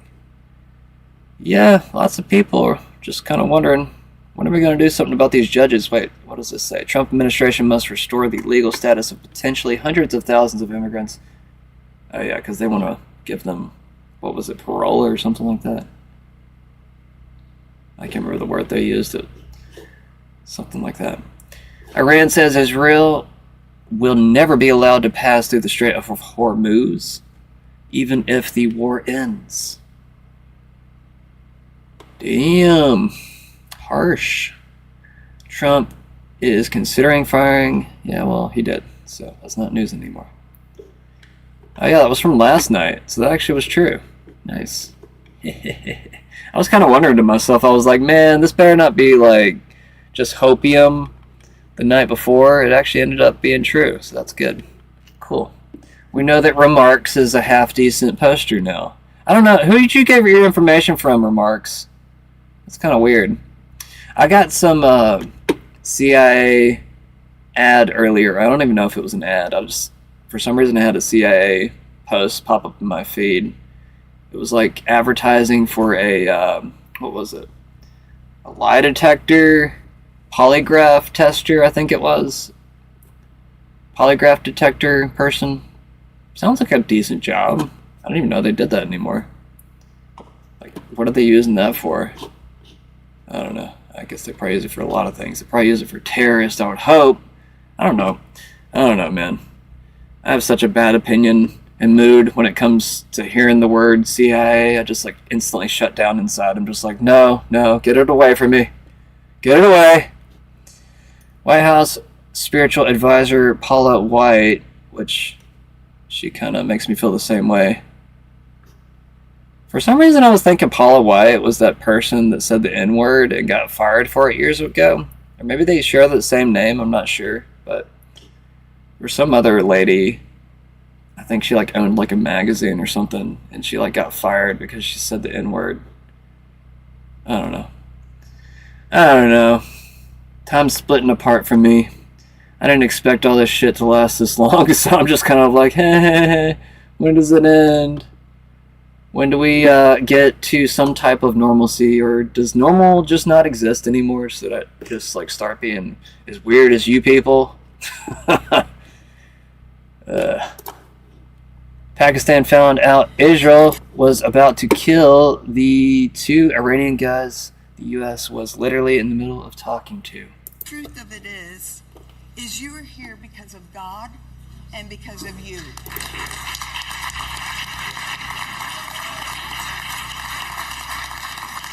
And I just wanted to share this thought and pray over President Trump. Jesus taught us so many lessons through his death, burial, and resurrection. He showed us great leadership. Great transformation requires great sacrifice. And Mr. President, no one has paid the price like you have paid the price. It almost cost you your life. You were betrayed and arrested and falsely accused. It's a familiar pattern that our Lord and Savior showed us. But it didn't end there for him, and it didn't end there for you. God always had a plan. On the 3rd day, he rose, he defeated evil, he conquered death, hell, and the grave. And because he rose, we all know that we can rise. And sir, because of his resurrection, you rose up. Because he was victorious, you were victorious. And I believe that the Lord said to tell you this. Because of his victory, you will be victorious in all you put your hand to. More profound was that CIA was interested in certain humans that may have had an enhancement of this alien DNA. That is to say that basically we're all aliens in some respect. But some of us, some humans, have an enhancement of that alien DNA. And that was the first time I ever heard that. To me, that was the most shocking thing I ever heard of. I didn't know that. Why were they so interested in the DNA of extraterrestrials and the DNA of humans that may contain extraterrestrials for enhancements? I don't know. There's a cognizance, I believe, within the intelligence community, particularly CIA, that there are humans among us that might be more extraterrestrial than human. And how do you identify them? That could be a major factor. Absolutely. Why we're interested in that. And there's also the, I guess you would call contact tracing of like who's who. Right. And so what they did reveal that there was an interest in certain families. How would you understand families? I understand families to mean bloodlines. Right. That they were interested in certain bloodlines, going back to ancient times. Who knows? Ancient times. Did they mention other heritages around the planet that through this marker? I was specifically told that the Cherokee heritage, the Cherokee nation, had something to do with the phenomenon. And furthermore, that it has something to do with perhaps even the actual existence of Atlantis, that they may have been survivors of Atlantis. But then I can't prove that. I can't divulge a source. I was told by a very credible source. And what was their take on Atlantis, since we're speaking about it? I believe that their take is it's an actual, and it's not myth and legend, it's an actual place. Do they know where it's at? No. I don't know where it's at, and they didn't tell me where it's at. But what would give them that idea that the Cherokee heritage is connected to the Atlantean time, unless they had some sort of DNA to compare it to from Atlantis? I think because that there was a preponderance of people in the intelligence community and in the military community, especially special operators, who've had these experiences, and when they examine these people and start questioning them about their background, about their family heritages, that there was a preponderance of Cherokee associated with not only having these experiences, but with having implants. So the suggestion of implants means it's possibly currently ongoing? Yes, it is, because implants have been recovered from people, not just those who are in the military or intelligence community, but from others. Well, being in this meeting, John, and listening to the biology and all the tech being presented to you, and you going through this experience already, your whole life of these different experiences with ET intelligence, what was going through your mind? What was your emotion? My feeling was that this was why I had those experiences, that perhaps I was taken. And I never used the word abducted, because I wanted to be taken. I was only disappointed when they brought me back. But perhaps this is why I was taken, that I may have had this lineage in my own family history. Well, what is that purpose? And I didn't know for many, many years. In fact, it wasn't until 2020 that I knew what I was supposed to do. And what is that? And that is to do exactly what I'm doing now with you, is to share my story and to share my experiences with others who may have had similar experiences. And so on July of 2020 was my birthday. There was a CE6 global session, and it was called Harmonic Convergence 2020. My wife and I participated in this global CE6 session, and I just looked up and didn't see anything for a while. And all of a sudden I saw this bright, there was a bright orb right in front of me, over the mountains. We were only like 2.5 to 3 miles away from the mountains, so it's above those mountains. My wife saw something simultaneously. But she says, it's over to my right. I said, no, it's right ahead. She was sitting on my right. She should have seen it on her left. But she saw it all the way to her right. And so I looked up, and then the message came to me. And the message was, there are things that you've learned, and it's time for you to share what you know. And that was in reference to their existence, the reality of their existence, and what I learned through my work at CIA. It's time for you to share. And sharing meaning all the stuff that you've worked with the CIA, or the exposure to, the beings and these visions? The work was what exposure I had to the reality that there are craft, they're real, and there are beings in these craft. They're here for a purpose, for a reason. And that reason is not so much to warn us of impending doom or anything like that, but to remind us that we're stewards of this planet and that we're doing a terrible job of that. Do you believe we inherited the planet, or do you believe there was extraterrestrials here way before us that started this? Well, to answer your question, I believe we are also extraterrestrials. I think we were brought here, and that we forgot our origins, and that some of the beings that are being encountered by humans today have been here a long, long time, and they may have had some input into how we developed, and that they have our best interests in mind, but they're concerned about the stewardship of the planet, that we are doing a terrible job of taking care of their planet and our planet, and that when we explode nuclear weapons in our atmosphere like we did decades ago, it not only affected us, it affected them as well. And so that's why they're so interested in us, especially after what we call the nuclear age dawned upon us, that we now have the means to destroy ourselves. Right. And by destroying ourselves, we're supposed to destroy them. I think we're enjoying them. And that they have, that it's our parent that wants to do well, but they're giving us a new way to become cosmic adults, if you will. And that once we become cosmic adults, we can then join them with their knowledge. And by reading purposes, perhaps we can then join them and become a spacefaring planet with them. Hopefully, not sure why there's so much feedback showing up on my mic right now. Hopefully it's not too bad on the other side. If it is, let me know, guys. I don't know. It's just bouncing around quite a bit on my side. I don't know if that means that there's lots of sound on the other side, though. But yeah, just let me know if there is. Anyways, that's kind of interesting, right? He was saying that the Cherokee were like descendants of Atlanteans. I don't know about that. I mean, I don't know. I mean, I'm not saying it's impossible either. There's lots of interesting structures off the coast of South, or actually I guess Mexico, really. Like off the coast, there's like these weird, large, geometrical shaped, almost building-looking structures in the ocean. I'm not saying it's anything, but you never know. Some people think that they could have even taken the blocks from the ocean and moved them to other places, but I don't know. Who knows, man? Our guest says 97% of Americans are not legally required to pay federal income taxes. He hasn't filed in 30 years. The IRS has never put him in prison, with $200 billion being requested to fund the Iran war. He says it's time for a tax strike. What do y'all think? Is it time? Is it time to give up on the tax system because we don't get anything that we need or want? I don't know. I can't suggest it live on camera, but I'm sure y'all probably would guess what I probably want in this situation. So I'll leave it at that. I'll leave it to your imagination. Trump wants to switch to a war economy in 2027. This is from disclose.tv. With massive increase in military spending, which I've been bringing this up quite a bit on the channel lately, it's close to $1.5 trillion in suspected budget for next year just for the military alone.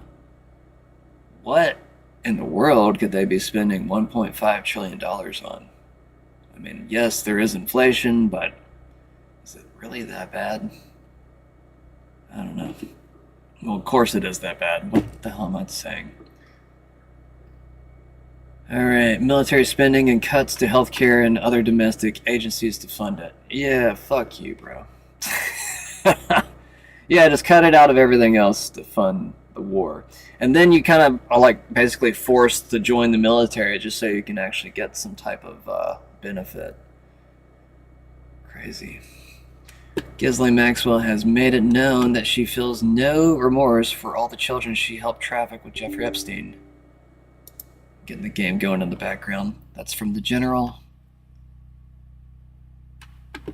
20 hotels in California were caught for a huge birthright citizenship fraud scheme. Swooping in this morning to raid what they are calling maternity tourism rings. The ring helps pregnant women, most of them in this area from China, illegally travel to the U.S. to give birth to American babies. NBC4's Hetty Chang has more from Orange County. Just after sunrise, they are ready to roll. Our cameras are there as dozens of federal investigators storm into the Carlisle apartments in Irvine. If you come here in the evening, you see all the pregnant women walking around. Investigators say this building and at least 20 other locations they raided in LA, Orange, and San Bernardino counties double as maternity hotels.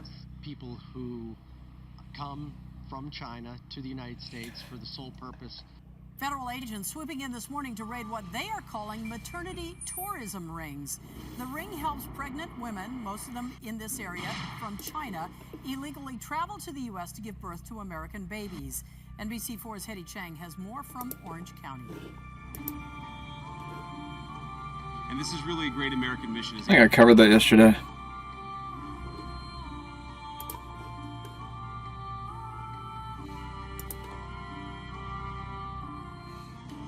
Starting next year, American drug prices will come down fast and furious and will soon be among the lowest in the developed world. So in other words, whatever the lowest price for a certain drug, of which these companies make much of it, whatever the lowest price is, that price will come down to that price. So we will get the lowest price anywhere in the world. If they're lower in England than they are in Germany, we take the England price. The air is still. As of today, 14 out of 17 largest pharmaceutical companies has led me to the forgotten edges have of now this agreed. world. 14 out of 17. Seasons past, those three companies drawn me deeper trouble. into the darkness. But actually, where they've I have agreed found because I the think those truth. three companies are coming in at a different time. That next my week. redemption So they've agreed. is Johnson found and Johnson in is one of ashes. them, right? That I must Why you burn couldn't do it away the faster? past to set things right. Oh, okay. Trump RX. Trump RX is doing well. As of today, 14 out of the 17 largest pharmaceutical companies, but they've all agreed, have now agreed to drastically lower drug prices for their American patients, for the American people and patients. This represents the greatest victory for patient affordability in the history of American healthcare by far. I must destroy those who I once called brother. The air is still, and I am a hunter.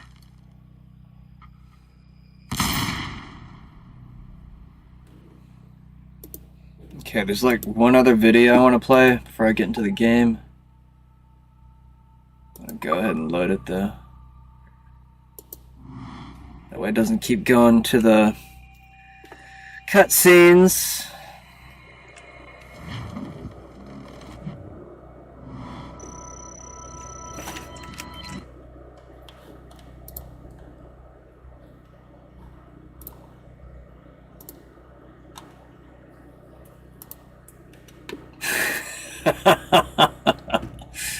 Okay, I'm sorry.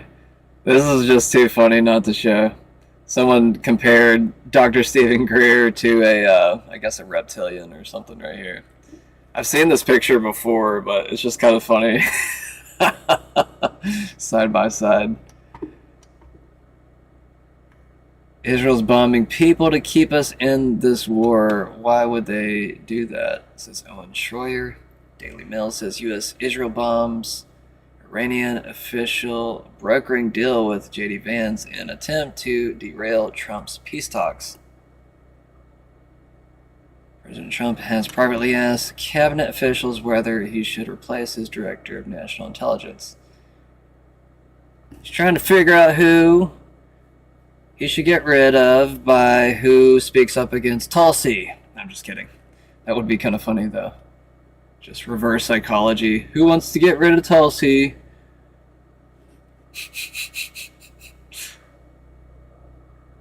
Tim Burchett. That's not the one I want. This is what I want. Okay, this is the video I was trying to play.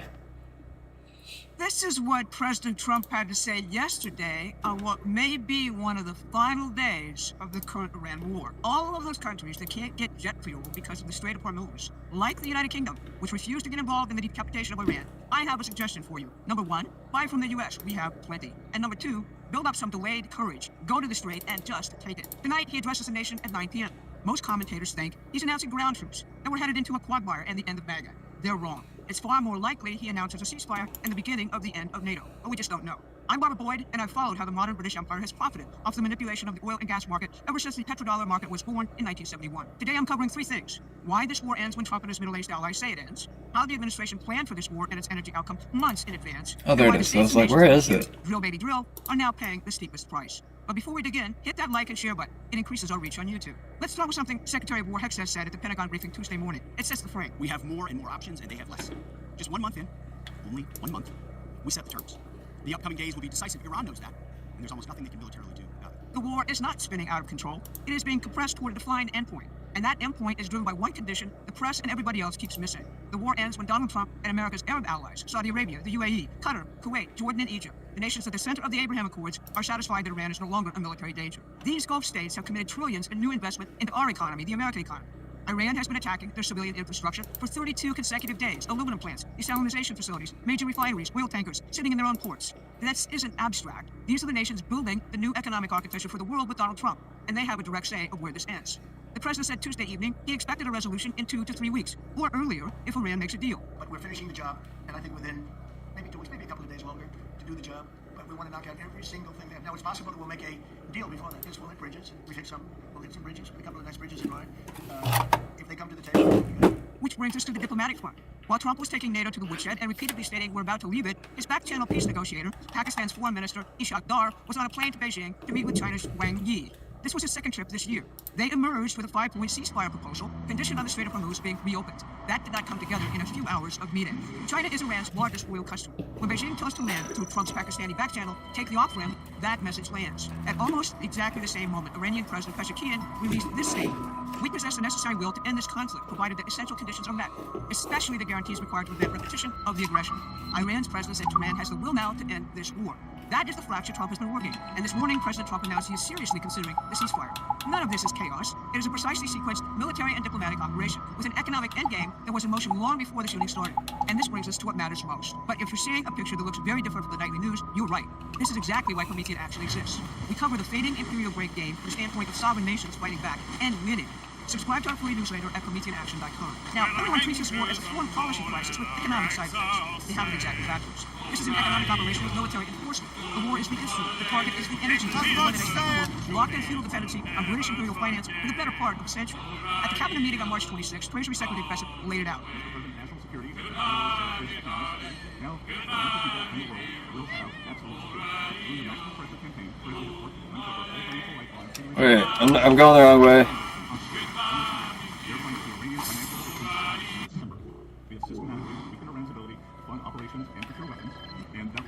Where's the time to go? Iran's financial system collapsed 2 months before the first bomb fell because the economic war began the day Trump took office. Maximum pressure sanctions, tightened enforcement, financial strangulation. The military phase was the finishing. Actually, I guess I'm not going the wrong way. Failed, not the opening. We're good. The Departments of Energy, Interior, and the EPA were unleashing American energy production, drill permits, pipeline approvals, regulatory rollbacks, making the United States energy independent so that when this war came, the global energy market wouldn't collapse even if Iran shut down the Strait of Hormuz. During the war itself, Treasury dropped sanctions on Russian and Iranian oil and orchestrated an international reserve release, flooding the market with supply. That is a move armchair generals would never imagine because they don't think in economic terms. This administration does. The battle plan was in place day one, aimed at breaking the transatlantic empire's energy control system while reviving America's industrial base. And General Kane, chairman of the Joint Chiefs, said it plainly at yesterday's Pentagon briefing. It's hands-on work, where one uncaught mistake or deviation can put an American's life at risk. A single misplaced wire, a microscopic flaw in a well, incorrectly calibrated sensor. I got the wrong way. Between mission success or mission failure. Who put this rock here? Damn it. All the way around. Not just their manufacturing skill, it's their innovative minds and their entrepreneurial spirit. The chairman of the Joint Chiefs at a wartime briefing honoring the machinists and engineers building precision munitions in American factories. Damn, I got windy all of a sudden. System, and it tells you what this administration is building. So the plan was oh shit, that's a mine. Financial war preceded the military war. They're the ones suffering now. Nowhere is the collision between green I thought that was like loot. and in the states and nations that dismantle their own energy production and are now paying for it in the middle of a war. Start with Europe. The UK and the European Union, under the twin myths of the green energy revolution and continued U.S. support for the Ukraine proxy war, systematically dismantled their energy sectors and their defense industrial bases.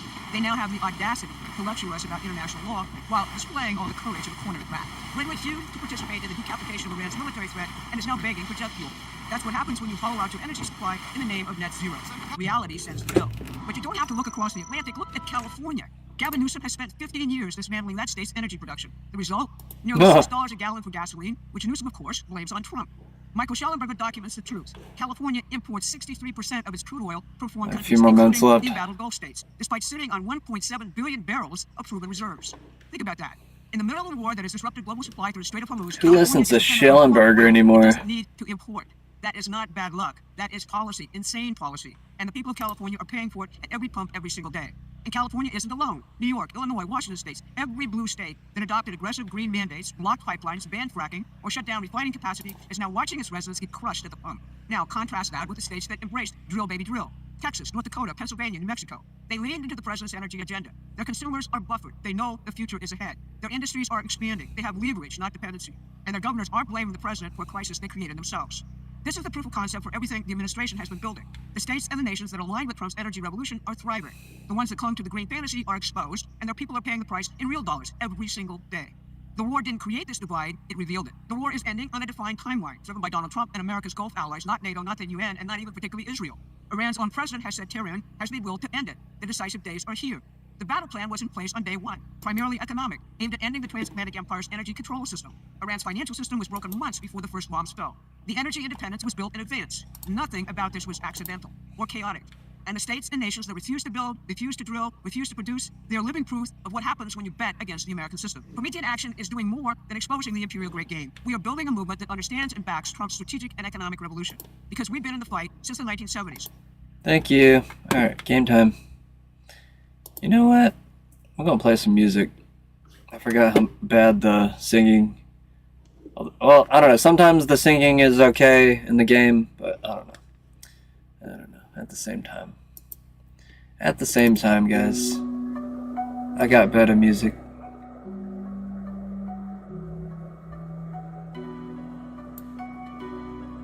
Jazzed up.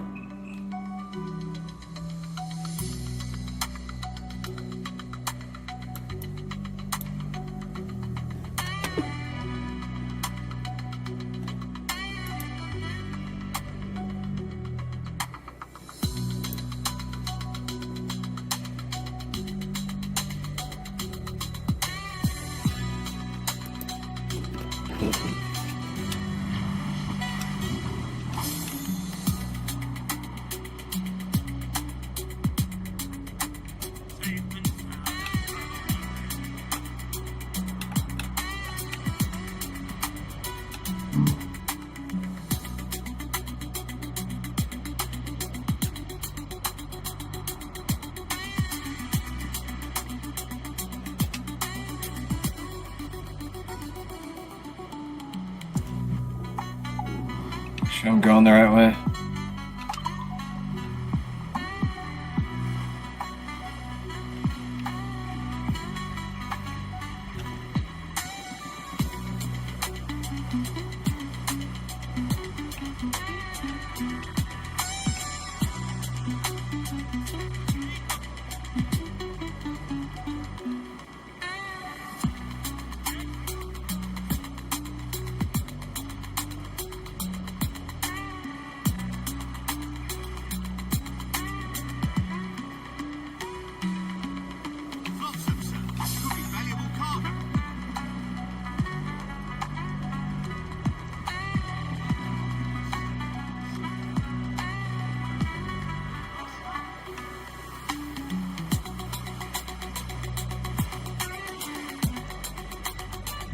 I just realized something.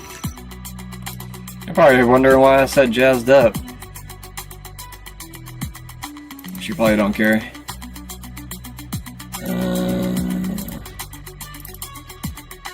Let's put it where you can see it.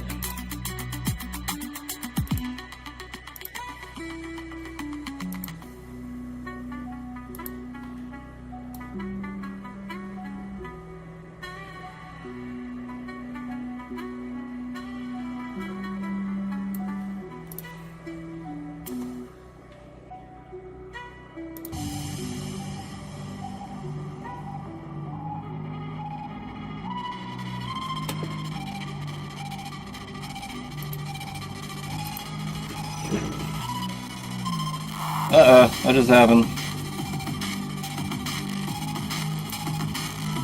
Okay.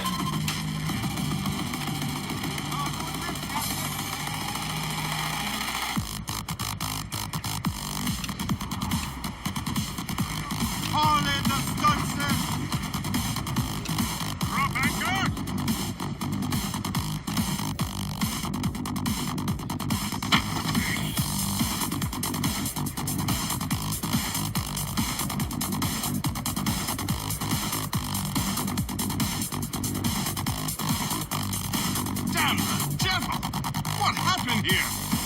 Segawase. When we are too late. No. Fort Fredericks is nearby. I'm sure the colonel can hold it. You heard the captain, lads! Make haste!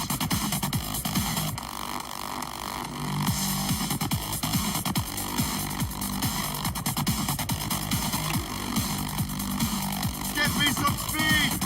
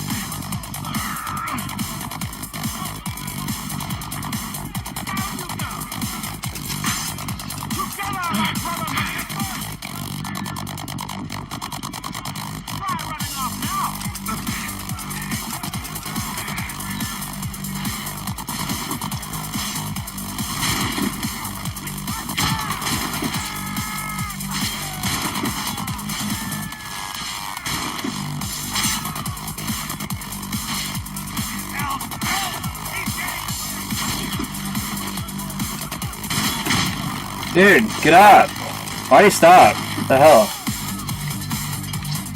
Where am I going? I gotta kill him now.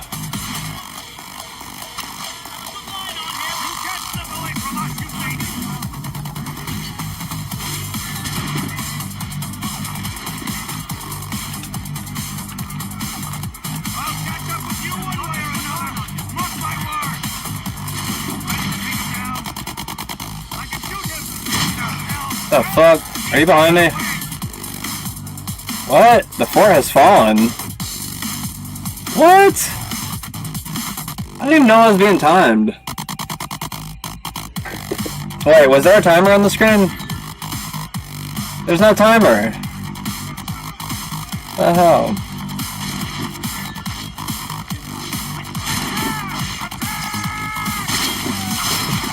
Alright, who am I fighting? Oh fucking hell.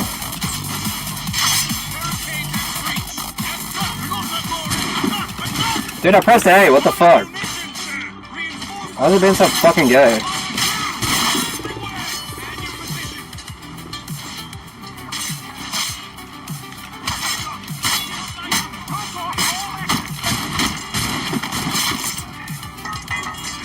I thought I was fighting the British at first.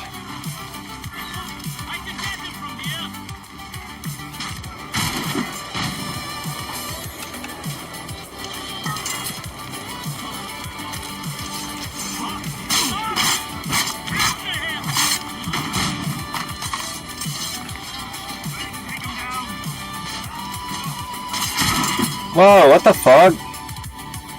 What in the hell, man? Am I not killing him fast enough? Like...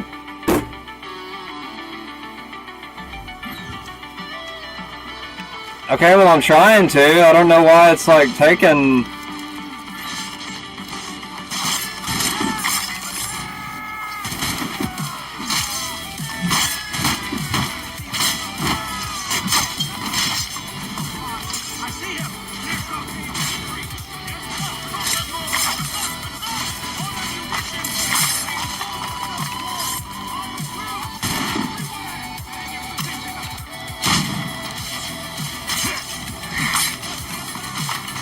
Okay.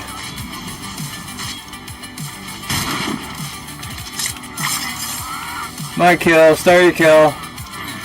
Where they at? Yay! Segawasa's work, isn't it? I believe it is. Okay. I've not yet seen it. I was getting worried there for a minute. The manuscript. You keep it safe. Bring it to the Morrigan. It's an order. Who are you to give me orders? I outrank you. I'm not part of your army, Colonel. I'll take care of the defenses until you get back.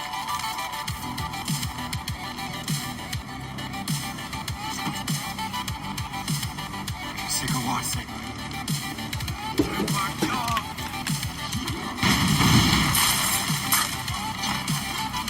Burn!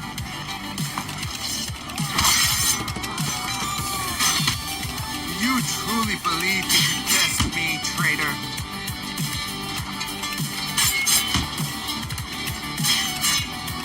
Templar dog!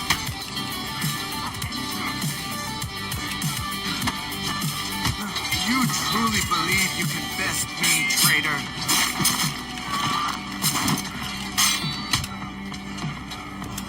Burn!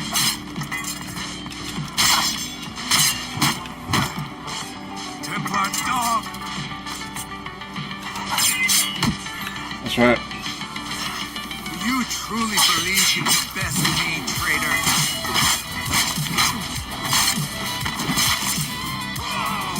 Burn! Treat you well, traitor. Segawase. It didn't have to be this way. It did. You are an enemy. Achilles will see you dead. What he's doing is wrong. Who are you to judge? The Templars will fail. You will fail. Monroe is already dead. What do you mean?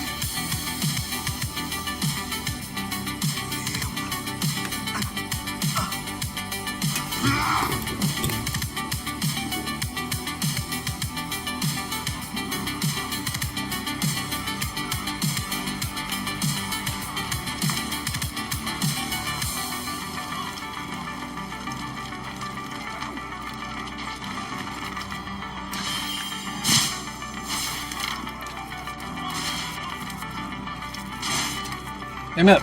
Someone I want him. You get up. What the fuck are you doing? Get up. The colonel was heading for the dock. A huge man with an axe was chasing the colonel.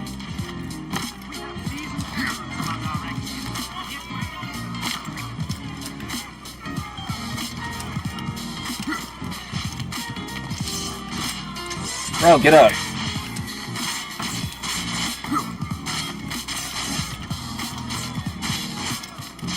Okay, know what I wanted. There we go. No, that's not what I wanted. I want to jump in the fucking thing. If you ask me,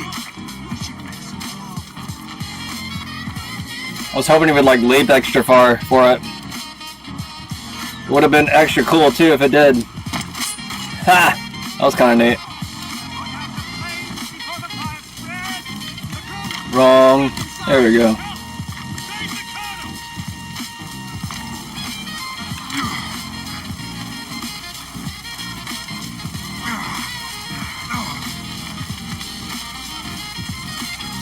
How do I pick him up?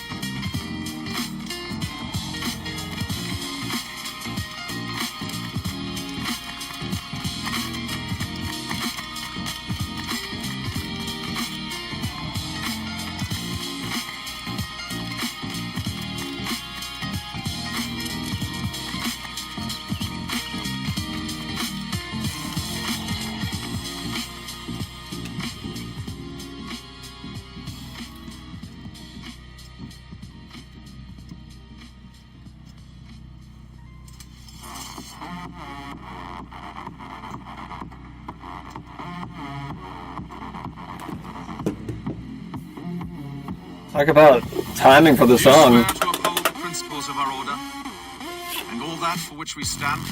I do. And never to share our secrets, or divulge the true nature of our work? I do. And to do so from now until death, whatever the cost? I do. Then we welcome you into our fold, brother. You are now a Templar, harbinger of a new world. May the Father of Understanding guide you. May the Father of Understanding guide you.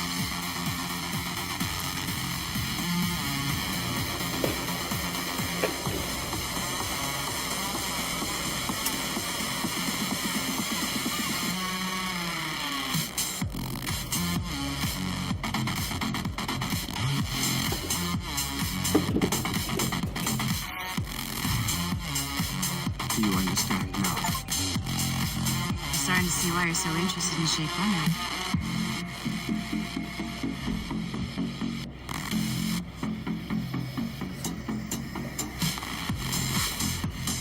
Shay has seen the true face of the world, and he has chosen his path accordingly. A similar choice will soon present itself to you.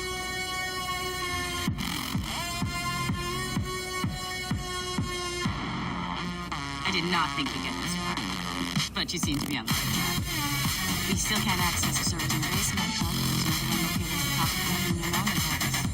So next stop.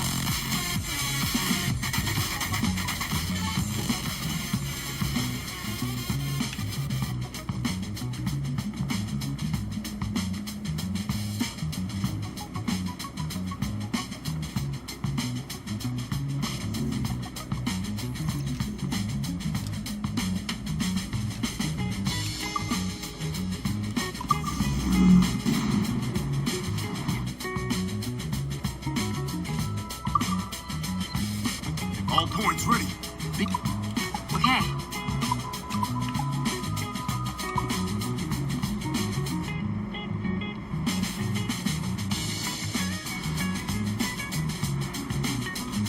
Could you stop by my office? We need to have a talk.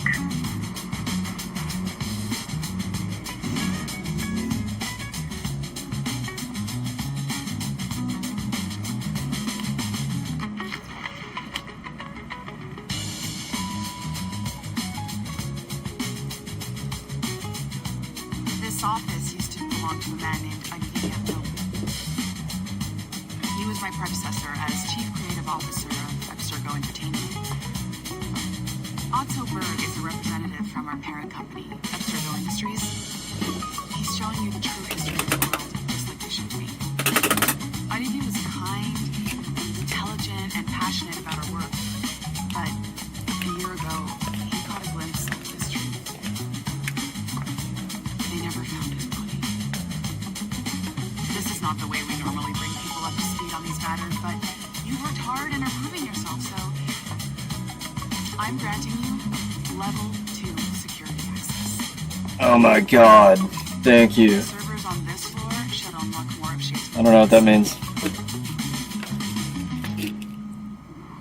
So I get access to level 2? Is that what you're saying? Restore the server. Okay. Let's save it for later.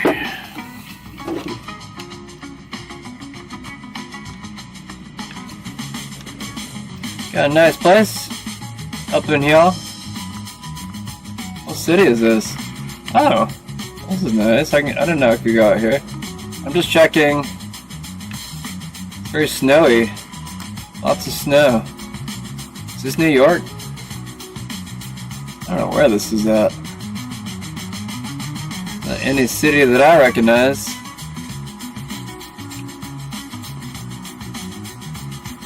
Got ice everywhere.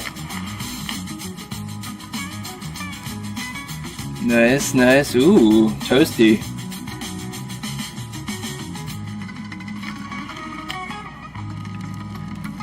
Am I going this way? You're natural at restoring these servers now, so no more excuses.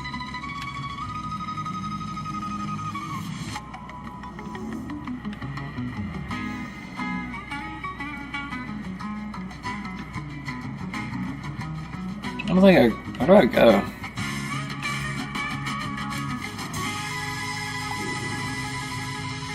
Oh, I'm going the right way. I don't know why the screen keeps tearing. It's an older game. I'm surprised I never played this one.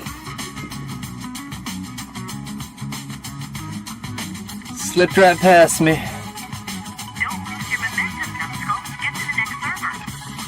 I am. Shut up. Pushy. Is that my boss?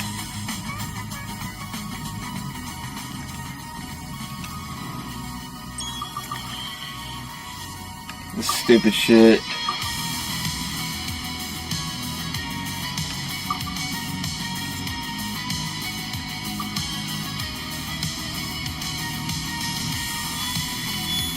Oh, I did it?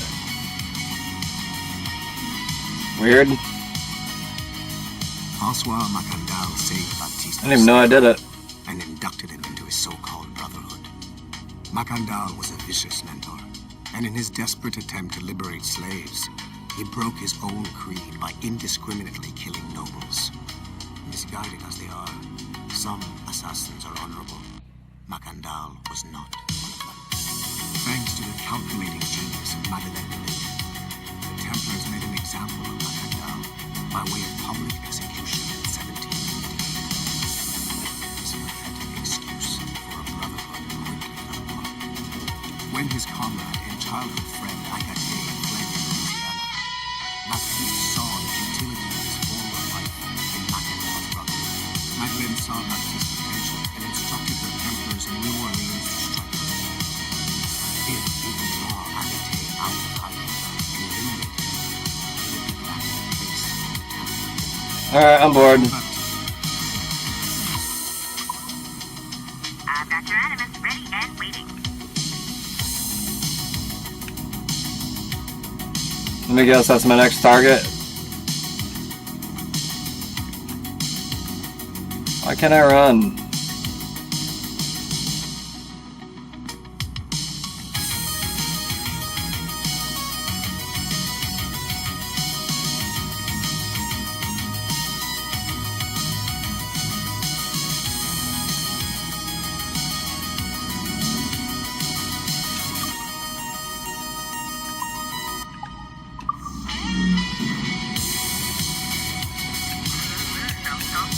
I've got the next set of shape memories loaded up and ready to go.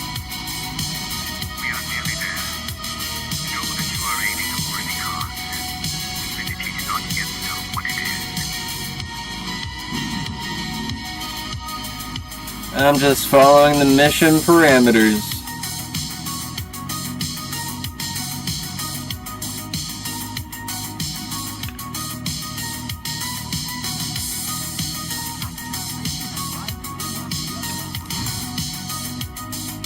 Shit.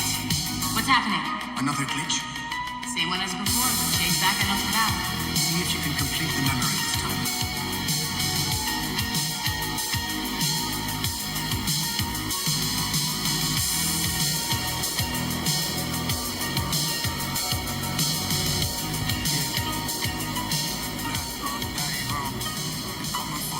Got it.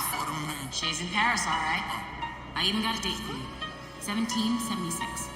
At this point in time, Franklin was the American ambassador to France. Ladies and gentlemen, Mr. Otto Berg, professional killer and amateur.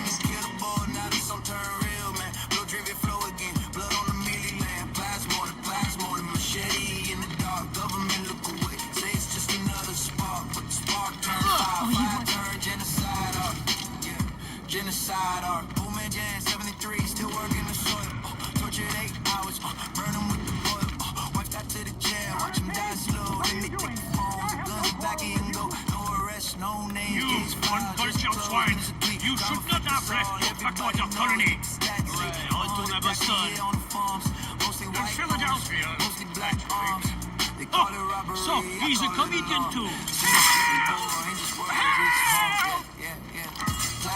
Plasmor, the night come dogs get kicked in. White farmer, wife screaming, kids never seen again. AFM singing, kill the boy, now this song turn real, man. Blue Davy flow again, blood on the Is that you?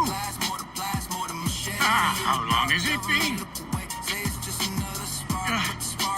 Where are my manners? Thank you, my friend, thank you. But what are you doing in Paris? All due respect, sir. This is no time to talk. You're still in danger. Yes, I must return to my family.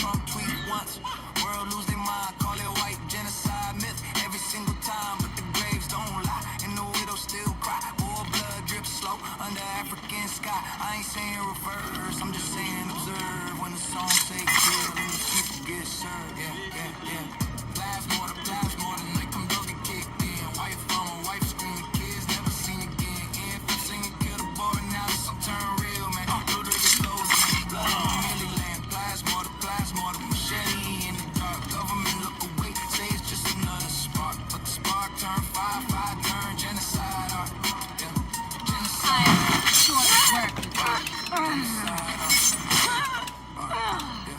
It's just a matter of time before I catch you.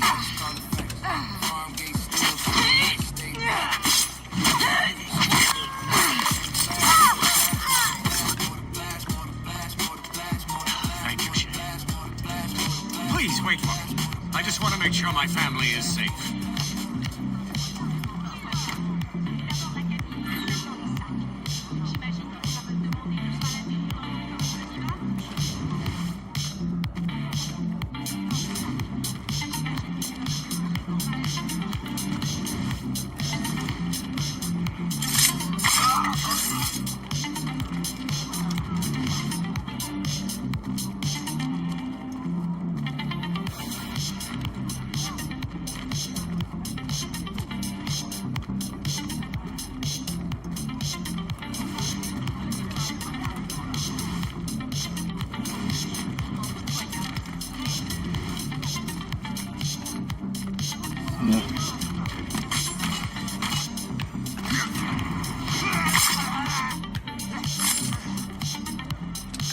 On the thing.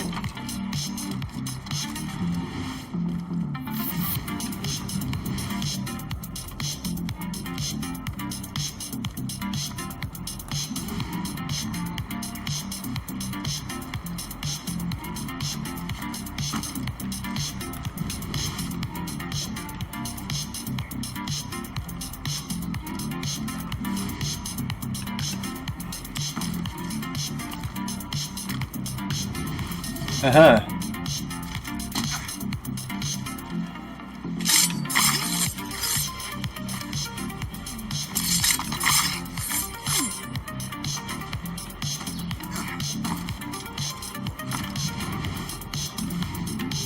That's why I couldn't see him.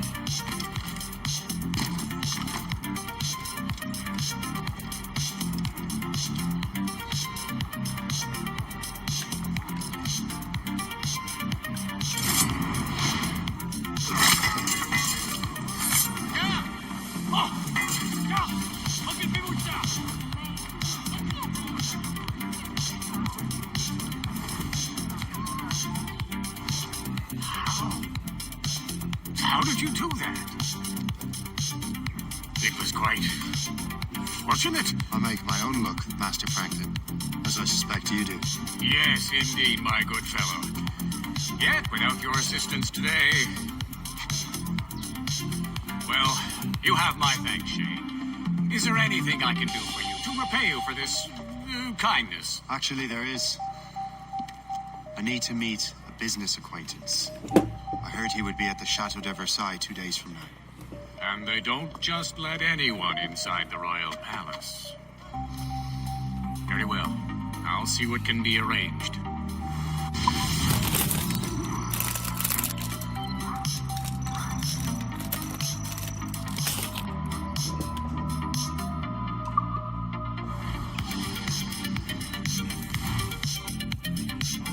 That's the best we can do for now. Keep trying to sequence memories out of order, which is why we're crashing on this. What do you suggest? If we progress further with Shay's life in the colonies, I'm confident we can get better results from these Paris memories. Very well. Keep me informed. Uploading the next memory sequence now.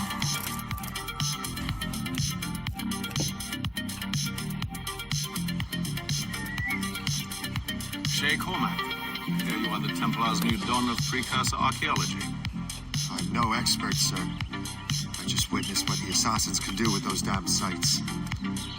I have spent years investigating precursor leaves. Tell me what you've seen.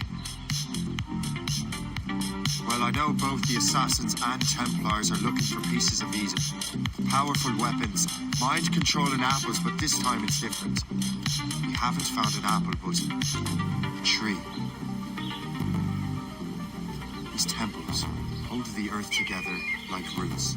Disturb them, and Haiti falls, or Lisbon, or any other place the manuscript shows. And the Assassins are blindly interfering with these structures? Aye. And if we don't stop them, they'll continue destroying cities. I see. We have intelligence of assassin activity in here, Louisburg Fortress. We'll be meeting with a Royal Navy officer, James Cook. He recently gained a commission that could be strategically valuable. Gist has the chance. Very well. I'll depart shortly. Colonel Monroe spoke highly of you, Sherry. He was convinced you could become the best among us. I expect you'll disappoint. I don't plan to, sir.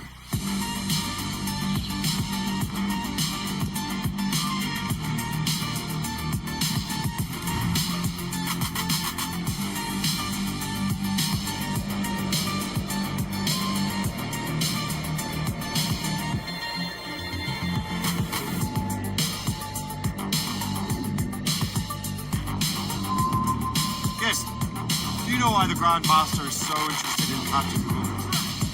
Well, sir, he's very intelligent and ambitious. His knowledge of seamanship is second to none. And if I told you my favorite barmaid in Halifax, he also just became captain of his own man of war. He's also an expert at deciphering secret codes. A man with such a skill is certainly an asset to our cause. The kind of fellow we should welcome in the order. Well, he's a friend of mine. But the man has an annoying habit of strict honesty and a total lack of anything resembling guile. Makes it a little hard to keep secret business secret, especially when his mathematical brain is clever at cracking codes. Consider him an ally, but watch what you say around him.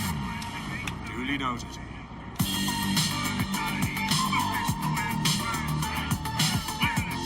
I've heard Louis to be a linchpin in the war.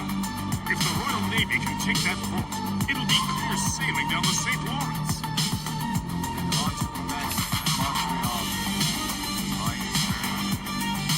General Wolfe will give that craven Montcalm a right thrashing. Almost hit it. With this bloody war over, we'll finally bring order to this damn continent. I fear it would take more than that, Frank.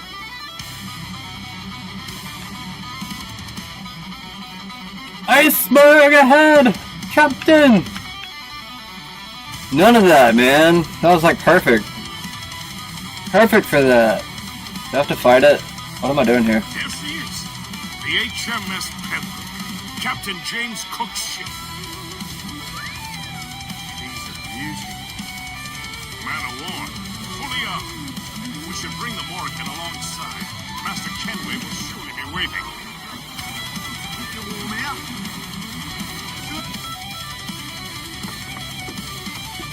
Welcome aboard, gentlemen. Good to see you again, Captain. Captain Shay Cormac, Captain James Cook. Pleased to make your acquaintance. Pleasure's mine, sir. Captain Cook uncovered a rather distressing strategy, which I fear confirms our own intelligence. Indeed. As we speak, our Royal Navy fleet is on its way to Louisburg. However, the French have drawn up a preemptive strike against it if they launch this attack. Obviously, we cannot allow that to happen. Gentlemen, the Battle of Louisburg may very well be the turning point that will finally bring this war to a close. I don't know about you, but I've had enough of war. Then may I suggest you take the wheel, Captain Cormac? I think you might enjoy piloting a vessel with real firepower. I believe I shall, Captain.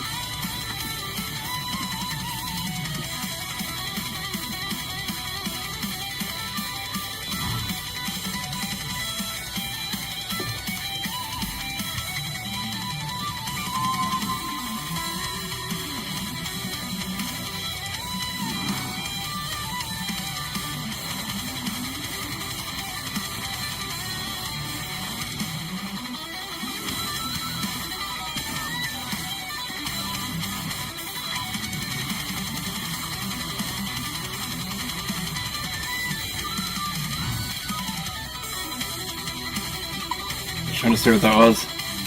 Wolfe, Lawrence, and Whitmore lead the 3 divisions of the Royal Navy. Who's their commander? Major General Amherst himself. That from Hanover. You take an interest in the war, Shay? Wouldn't want to disappoint you, sir.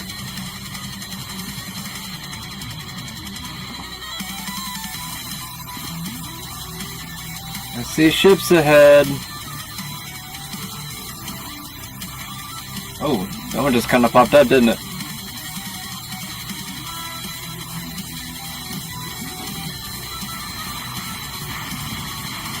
Why is it not recognizing it yet?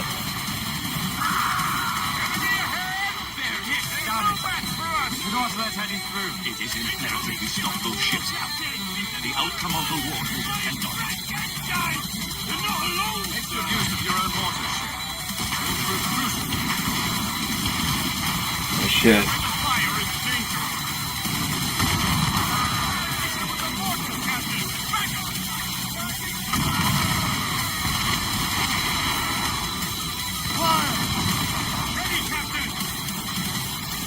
Oh, my cell's not working.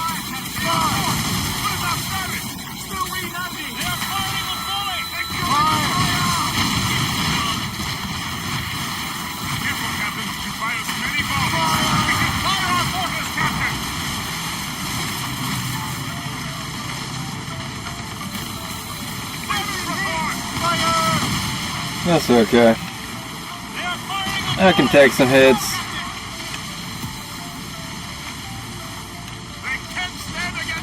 Got you.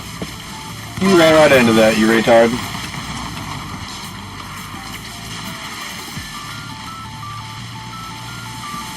I wish I could use my cells. I could be a lot faster and more strategic if it would let me.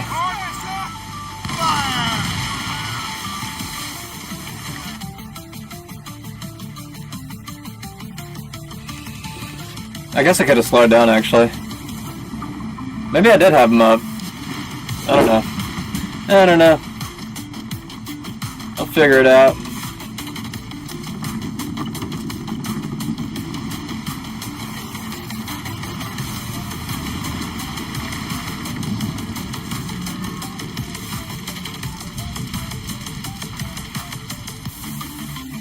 Dear God, fire ships.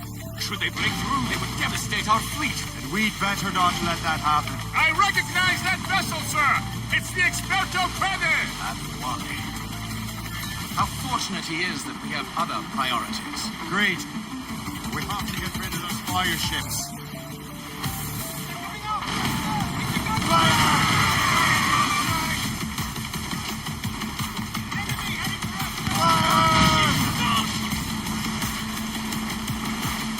Everybody.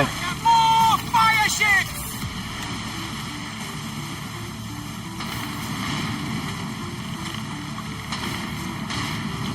Why does it take so long to turn? Incoming, Shay! Fire! We should fire our mortars, Captain!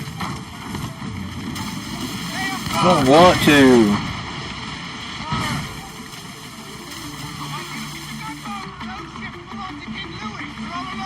Another wave of fire ships, Captain!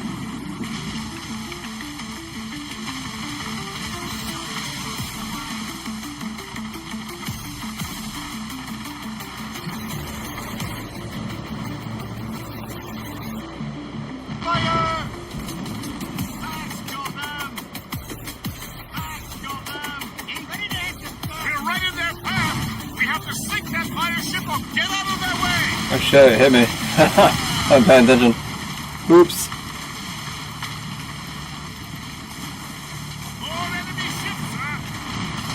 Oh shit. I cannot see. Perhaps it would be wiser to fall back. Foreign wisdom don't always mix, Captain. This isn't over yet, lads. Man the cannons! Yeah!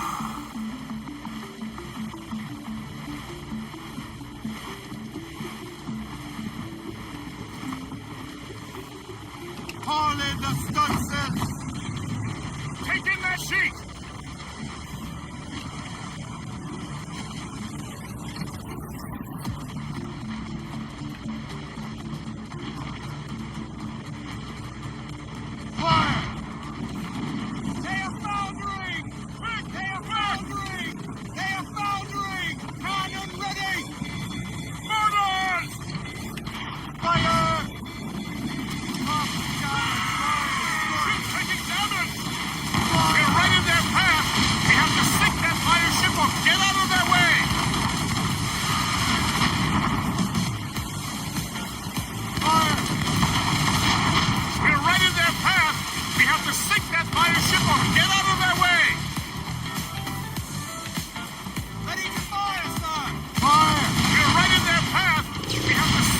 Oh shit.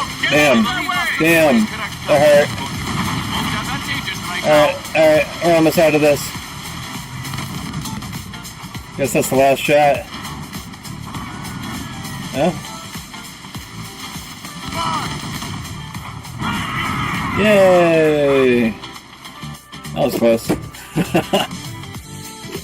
I took more hits than I should have, but I'm just kind of like in a fuck it mood tonight.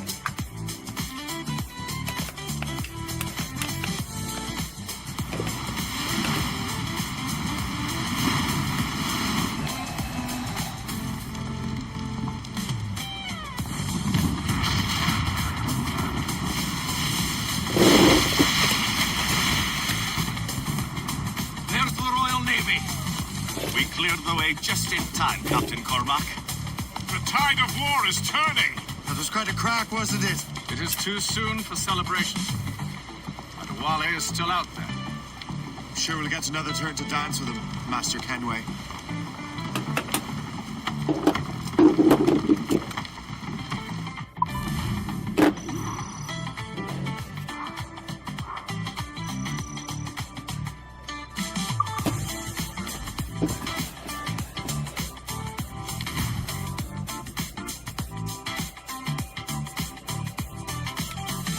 Seems determined to destroy Adewale.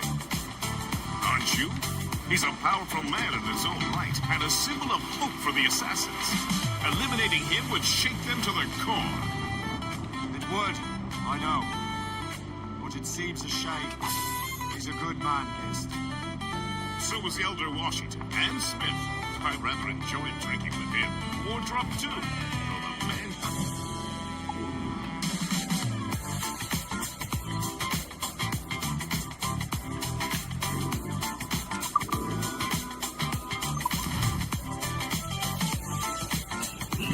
Kenway seems determined to destroy Adewale. I know, just told me to come here.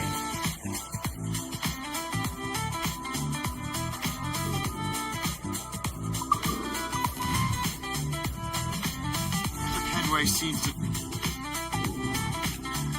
I don't get it.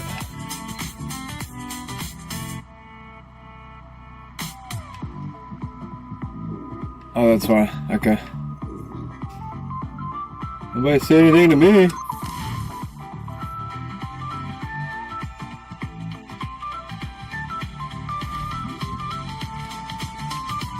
Loose mainsail!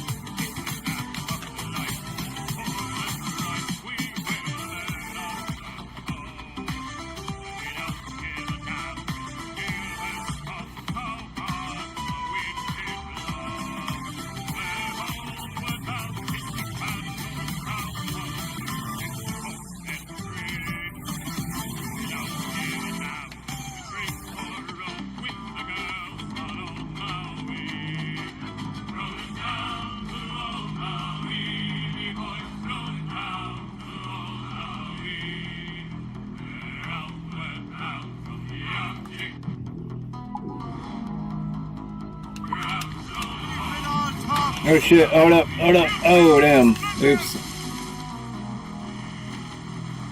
Oh, this place.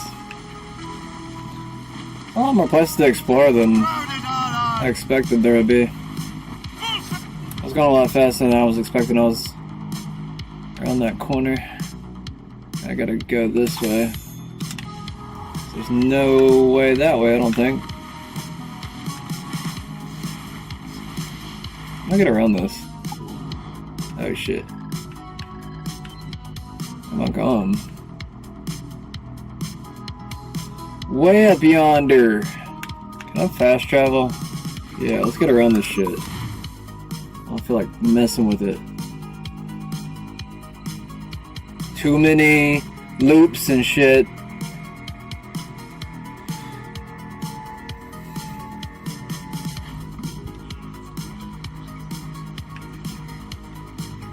Why am I on the shore? Oh yeah.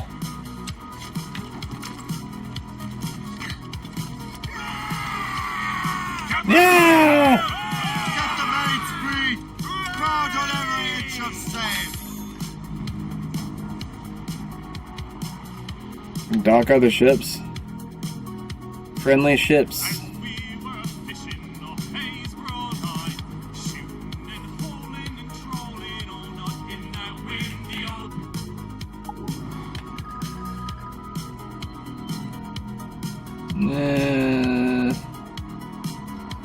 Guess it's not as close as I want to be, but it's closer than I was. Yeah, I gotta circle this. It's like a fort island or something. I can go this way, right? Make sure. Yes, it's just got stupid loops, crevices.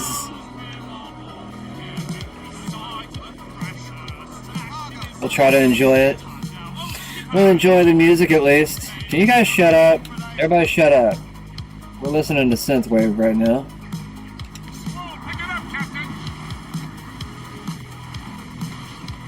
I don't know why they think they should like sing in the middle of a song.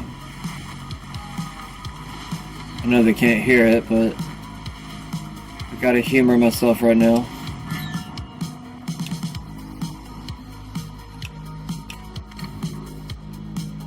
I like how I can use the hourglass whenever I want. You right, you right. Yeah, I can barely see. What the hell? Is this supposed to be like this? Why anybody tell me it was gonna be all like snowy? I can't even see. I can barely see, bro. Well, I can barely see. Like, you guys gotta like help me look in front of us. Is that an enemy ship? Oh shit, I think it is. Ready to fire, sir! Put a fire!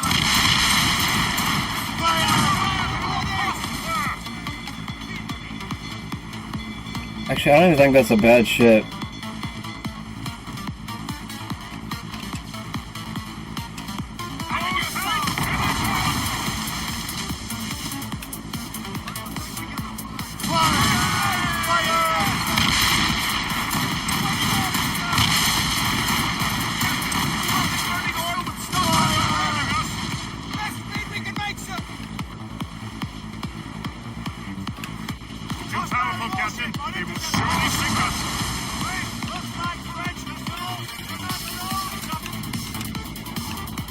Shit, I gotta get out of here. Ease off the wind! Those on sail! Loose all and trim sharp to the wind!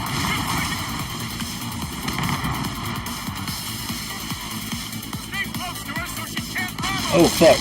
I didn't realize the other one was right next to me. Fuck, I gotta get out of here.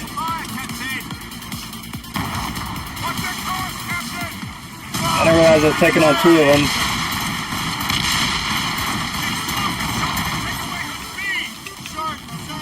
I can't, I gotta get out of here. Where am I at?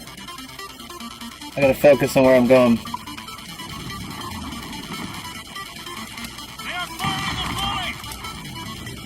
Oh shit. Did I just like desynchronize?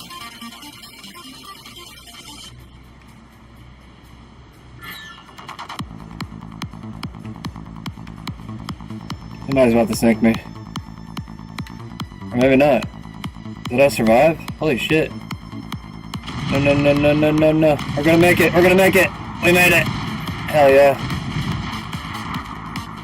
Music is perfect. I made it farther than I thought I was gonna do.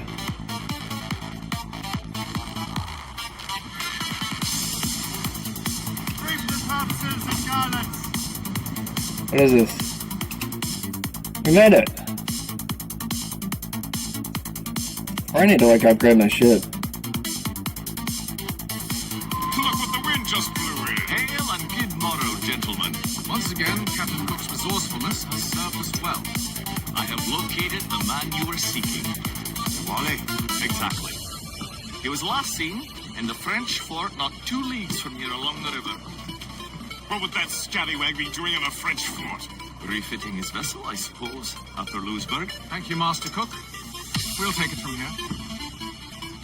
Farewell and Godspeed, gentlemen.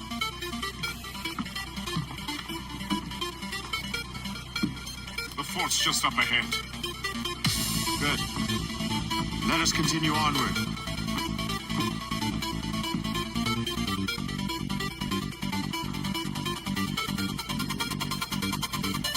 Loose and trim too. As much sail as you can.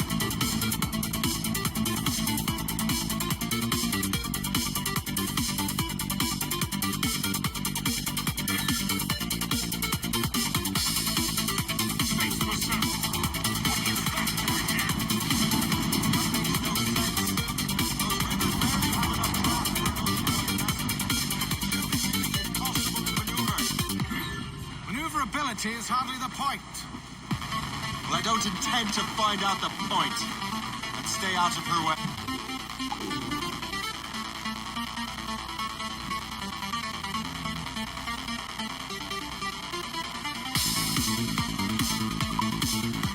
We can find our way around. Just keep to the small rivers where you can't follow.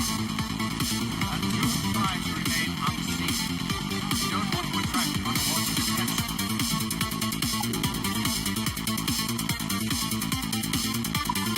Why would the French bring such a ship inland? The war is drawing to its close and becoming desperate. Spend any efforts to gain fire. Trying to pay attention to that other boat. No offense to Captain Cook, but that lady has more firepower than any I've had the pleasure of meeting. Looks like it's just sitting there. Only my time. I probably gotta follow the other one. How much you wanna bet? I gotta go behind it.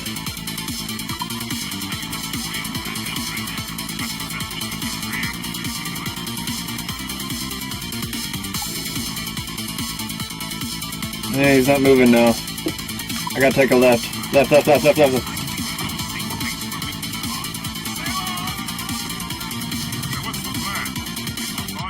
There we go. It would be foolhardy to simply storm that fort. Aye. We need to know what we're up against. Just trying to make sure I got around. Indeed. Let's find a safe place to dock. Marisa! Fire! Those all but mates!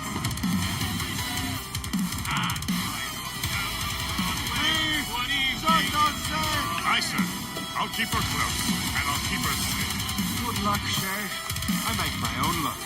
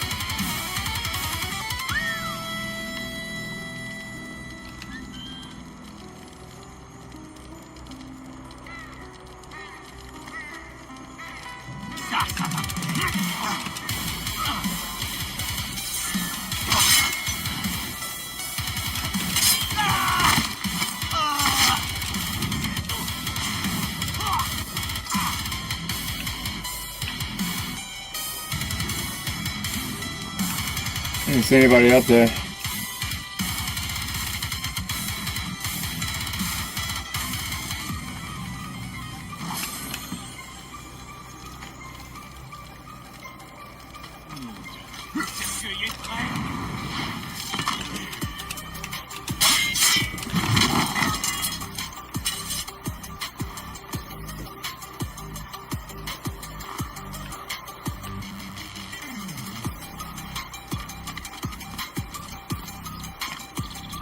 I was wondering if I could climb that.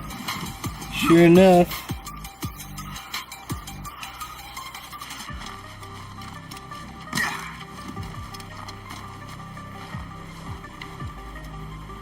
He's going out. He's right below me somewhere.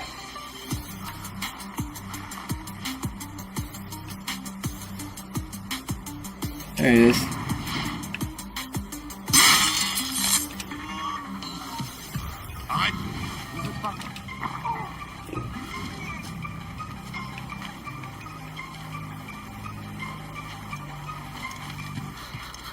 Nothing.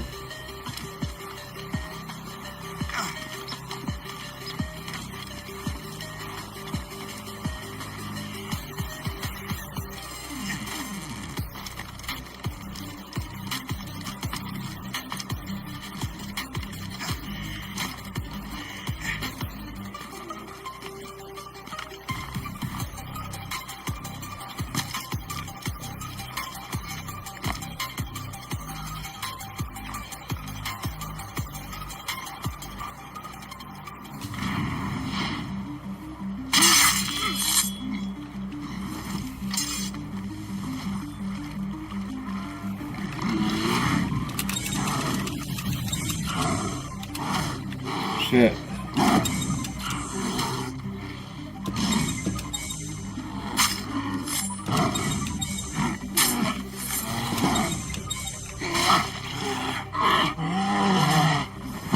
Interesting.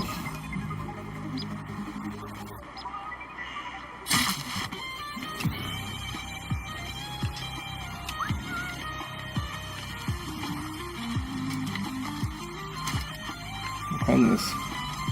Can I climb this? How do I get up?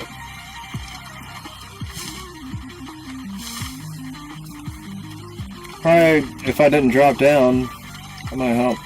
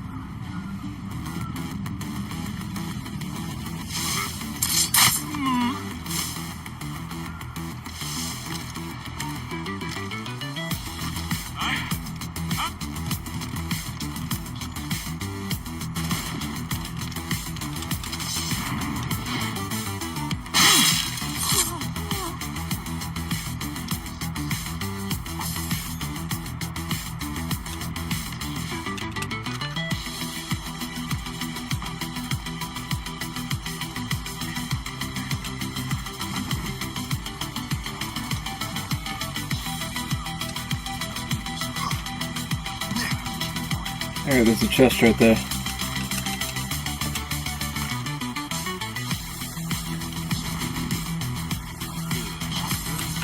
Don't mind me, guys.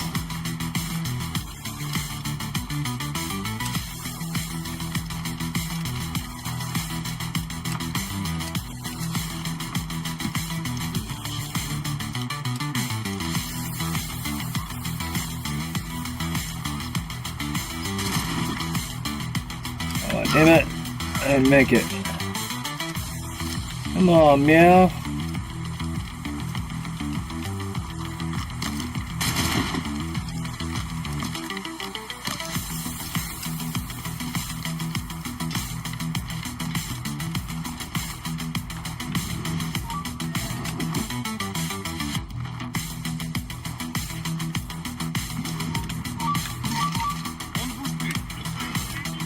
Oh shit. Here we go. Get on, you motherfucker!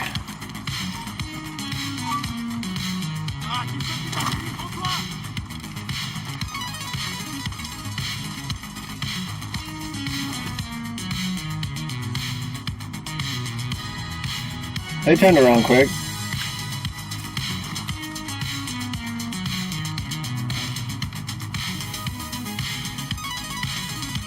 Ah, shit. There's another way around.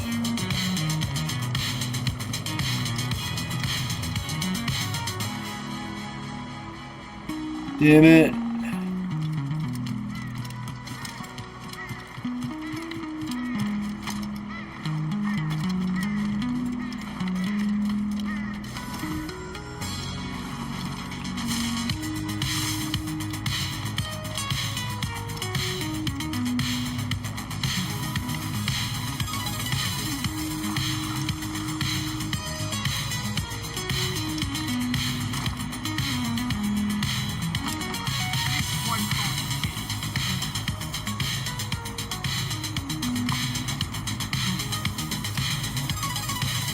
I can jump up. Wait a minute.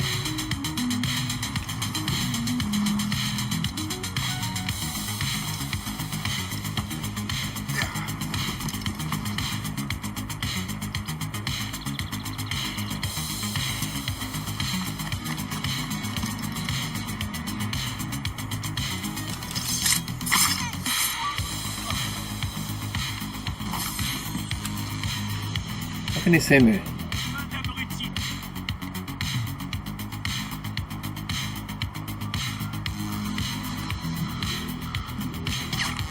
Oh, there it is.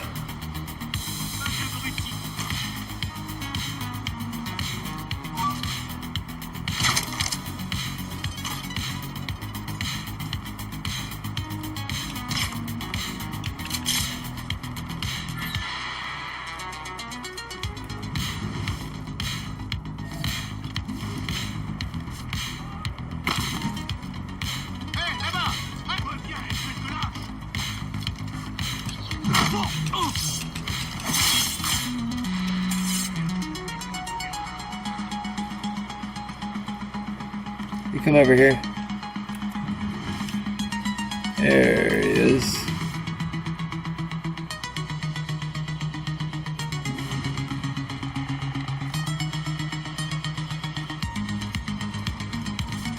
So, the Templars sent their dog after me. Time to test your mettle, Chief.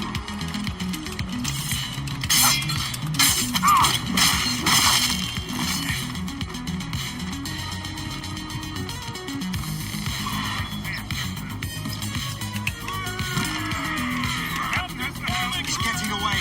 If only he'd stand still and fight me. Somali is facing you on his own terms, speaking the battlefield. And on his own ship. He's not indeed. Find those martyrs. Else we'll be swimming home tonight. This river's getting uncomfortably narrow. Don't you worry, sir. She has gotten us out of tighter scrapes before. And the liquor hit is a dead end. And a Wally won't be able to get out.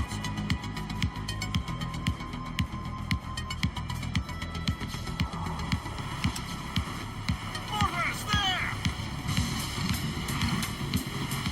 Captain, they're too strong.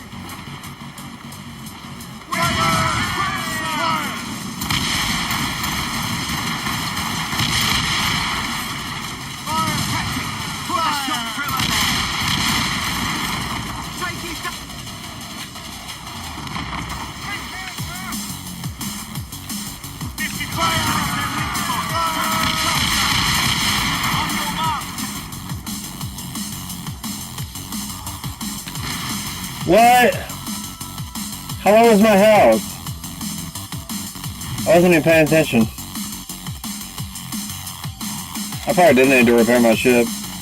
I haven't done it in a while. Okay, full health. Stand still and fight me. Uncle Marley is facing you on his own terms, picking the battle. Fight those partners. Is he doing more damage or what? This river's getting uncomfortably narrow. Don't you worry, sir. Shay has got us out of tighter scrapes before. And the lake ahead is a dead end. And a Wally won't be able to get her.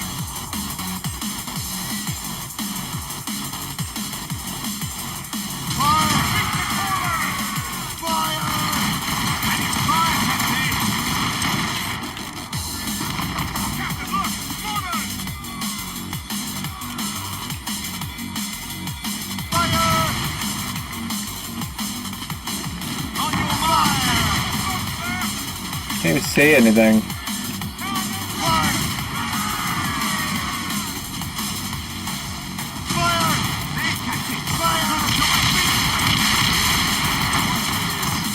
Man of war can't follow us anymore.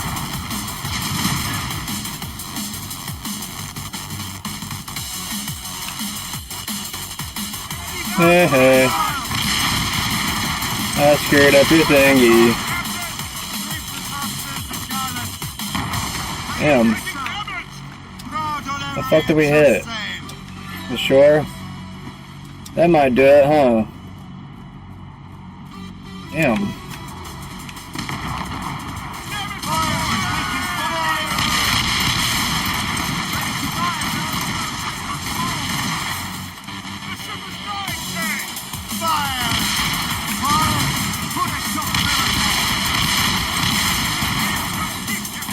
Really?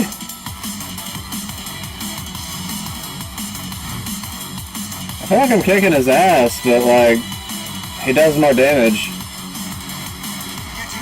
Do I need to like upgrade? Can I? I still can't upgrade that one. There's still lots of things like I can't upgrade. I never have the material.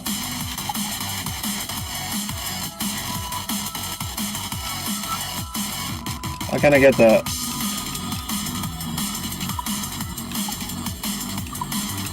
Do I have to like upgrade before I do this?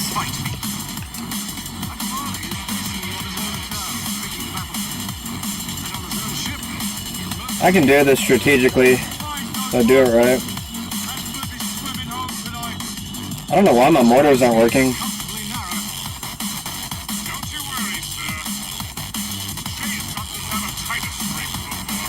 My mortars are not working. Oh, I don't have any. I don't know why I don't, but...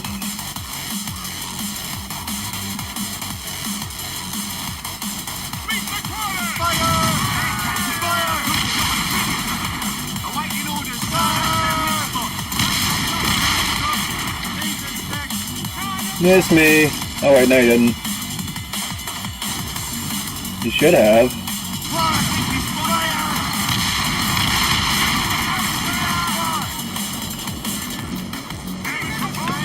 What am I up against? I can't move. Fucking A. I didn't even know I was up against that. Fortunate is, man of war can't follow us anymore.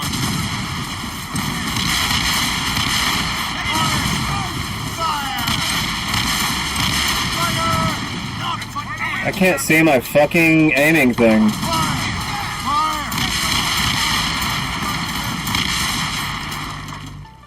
Get the mainsails into the wind! Unfurl main, half sails! All sails, should take it! Fire! Fire! Fire! Got him. There's a little bit of a glitch that kind of hung him up, but either way.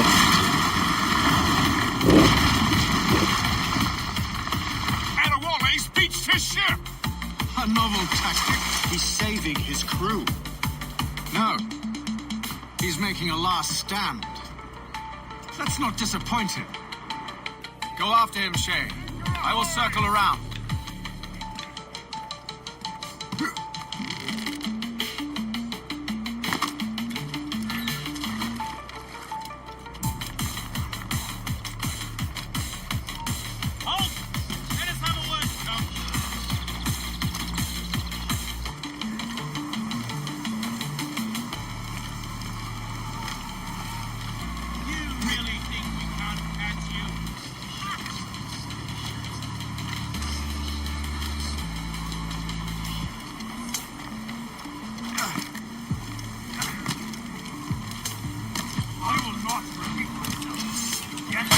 Yeah, whatever. Fucking prick. What the hell is that?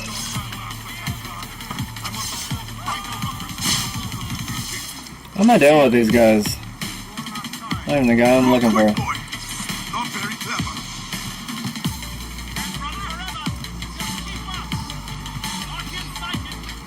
I'm faster than you.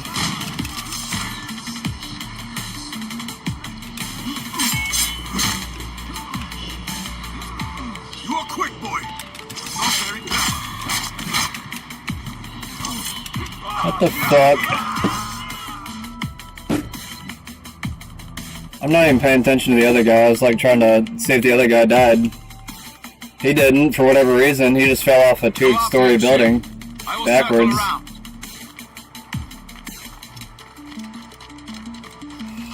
Man, get the hell.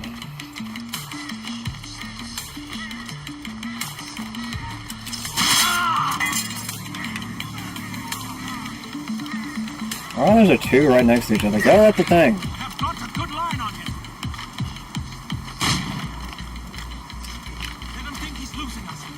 Gotta hold down two different buttons at the same time just to go up a wall. Oh, up the thing.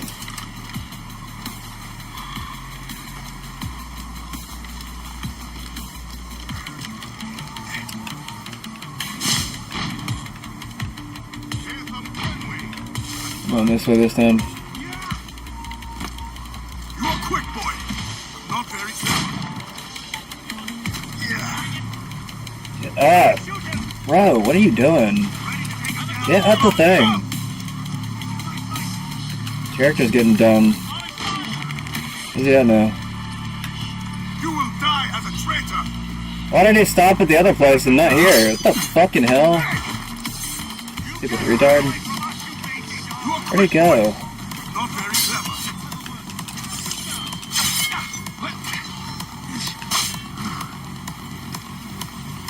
You will die as a traitor. I see him. You're a quick boy, but not very clever. Stop right there. You will die as a traitor. What the fuck? You're a quick boy, not very clever. Why the fuck do I have to deal with like 20 enemies at the same time? You will die as a traitor. I don't even know where he's at anymore. He's fucking moving around. Bro, get over here. You're a quick boy, not very clever. What the fuck ever?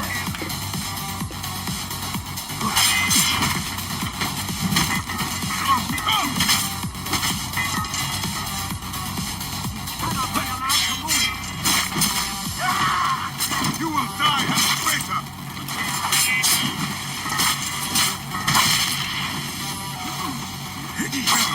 Dude, I couldn't see you. What the fuck? Quick boy, not very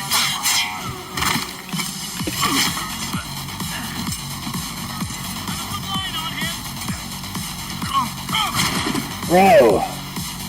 Ugh, give me a way to like dodge that. You're a quick boy, not very clever.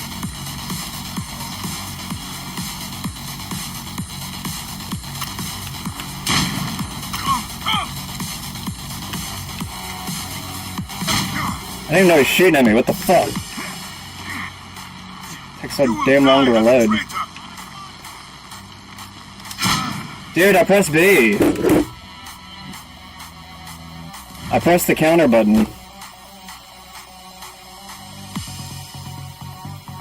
Like as soon as I pressed it, it like switched to the screen. That was glitchy as hell. Ugh.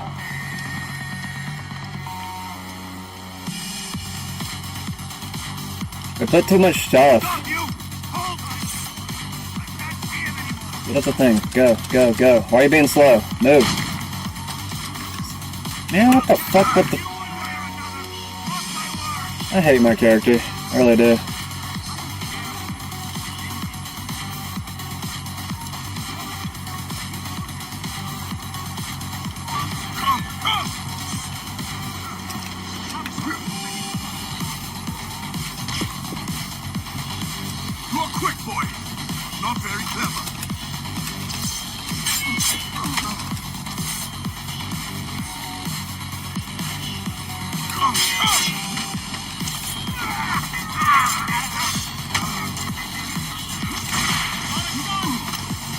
The hell? Not very clever.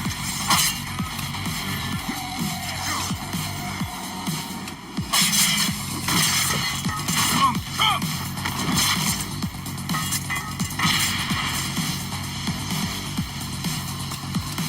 You are quick, boy. Not very clever. Amen.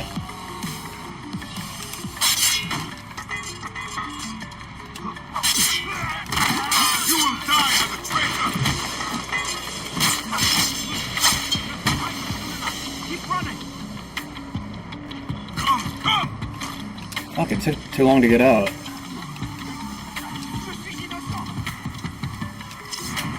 You will die as a traitor. Dude. Didn't even give me an option to fucking... Come!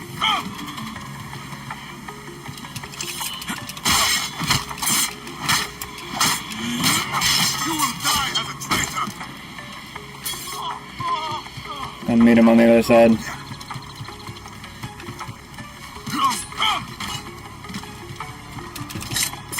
Got him. Damn, that was quick. Why was that so quick that time?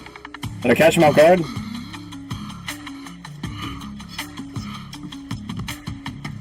Forgive me, Adewale.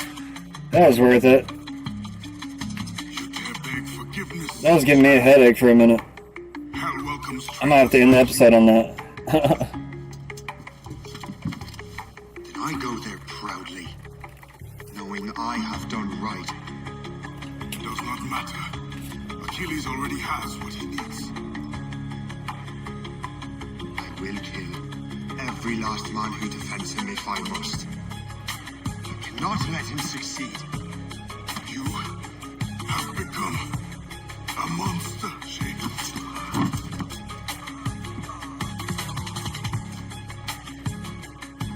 Perhaps I have. Come.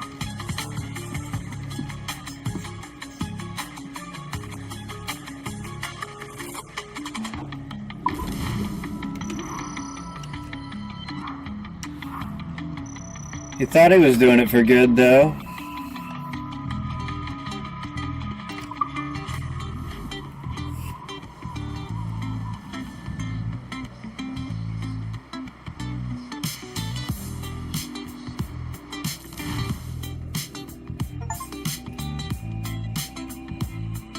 At this point, the war's not really over, but the French have lost their momentum in the colonies. The Templars can now focus entirely on the assassins. They still have hundreds of men working for them in New York. Let us see what role she plays.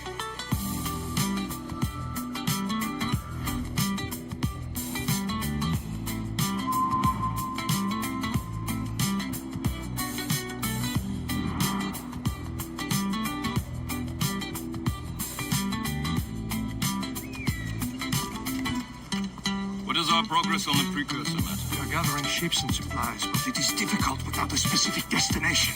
My men can help. I have enough to spare for a crew as well, Shell. Hope has found a way to reproduce Master Franklin's experiment. We'll soon uncover the next precursor site. And you're confident you can do this? I am a keen observer and mentor. The device will be ready shortly. Very good. Keep me apprised.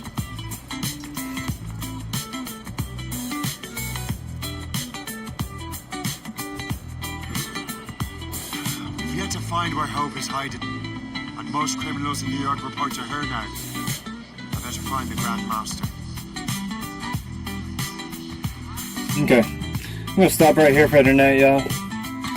I appreciate anybody that stopped by, though. Hope you liked tonight's video. Please like if you did.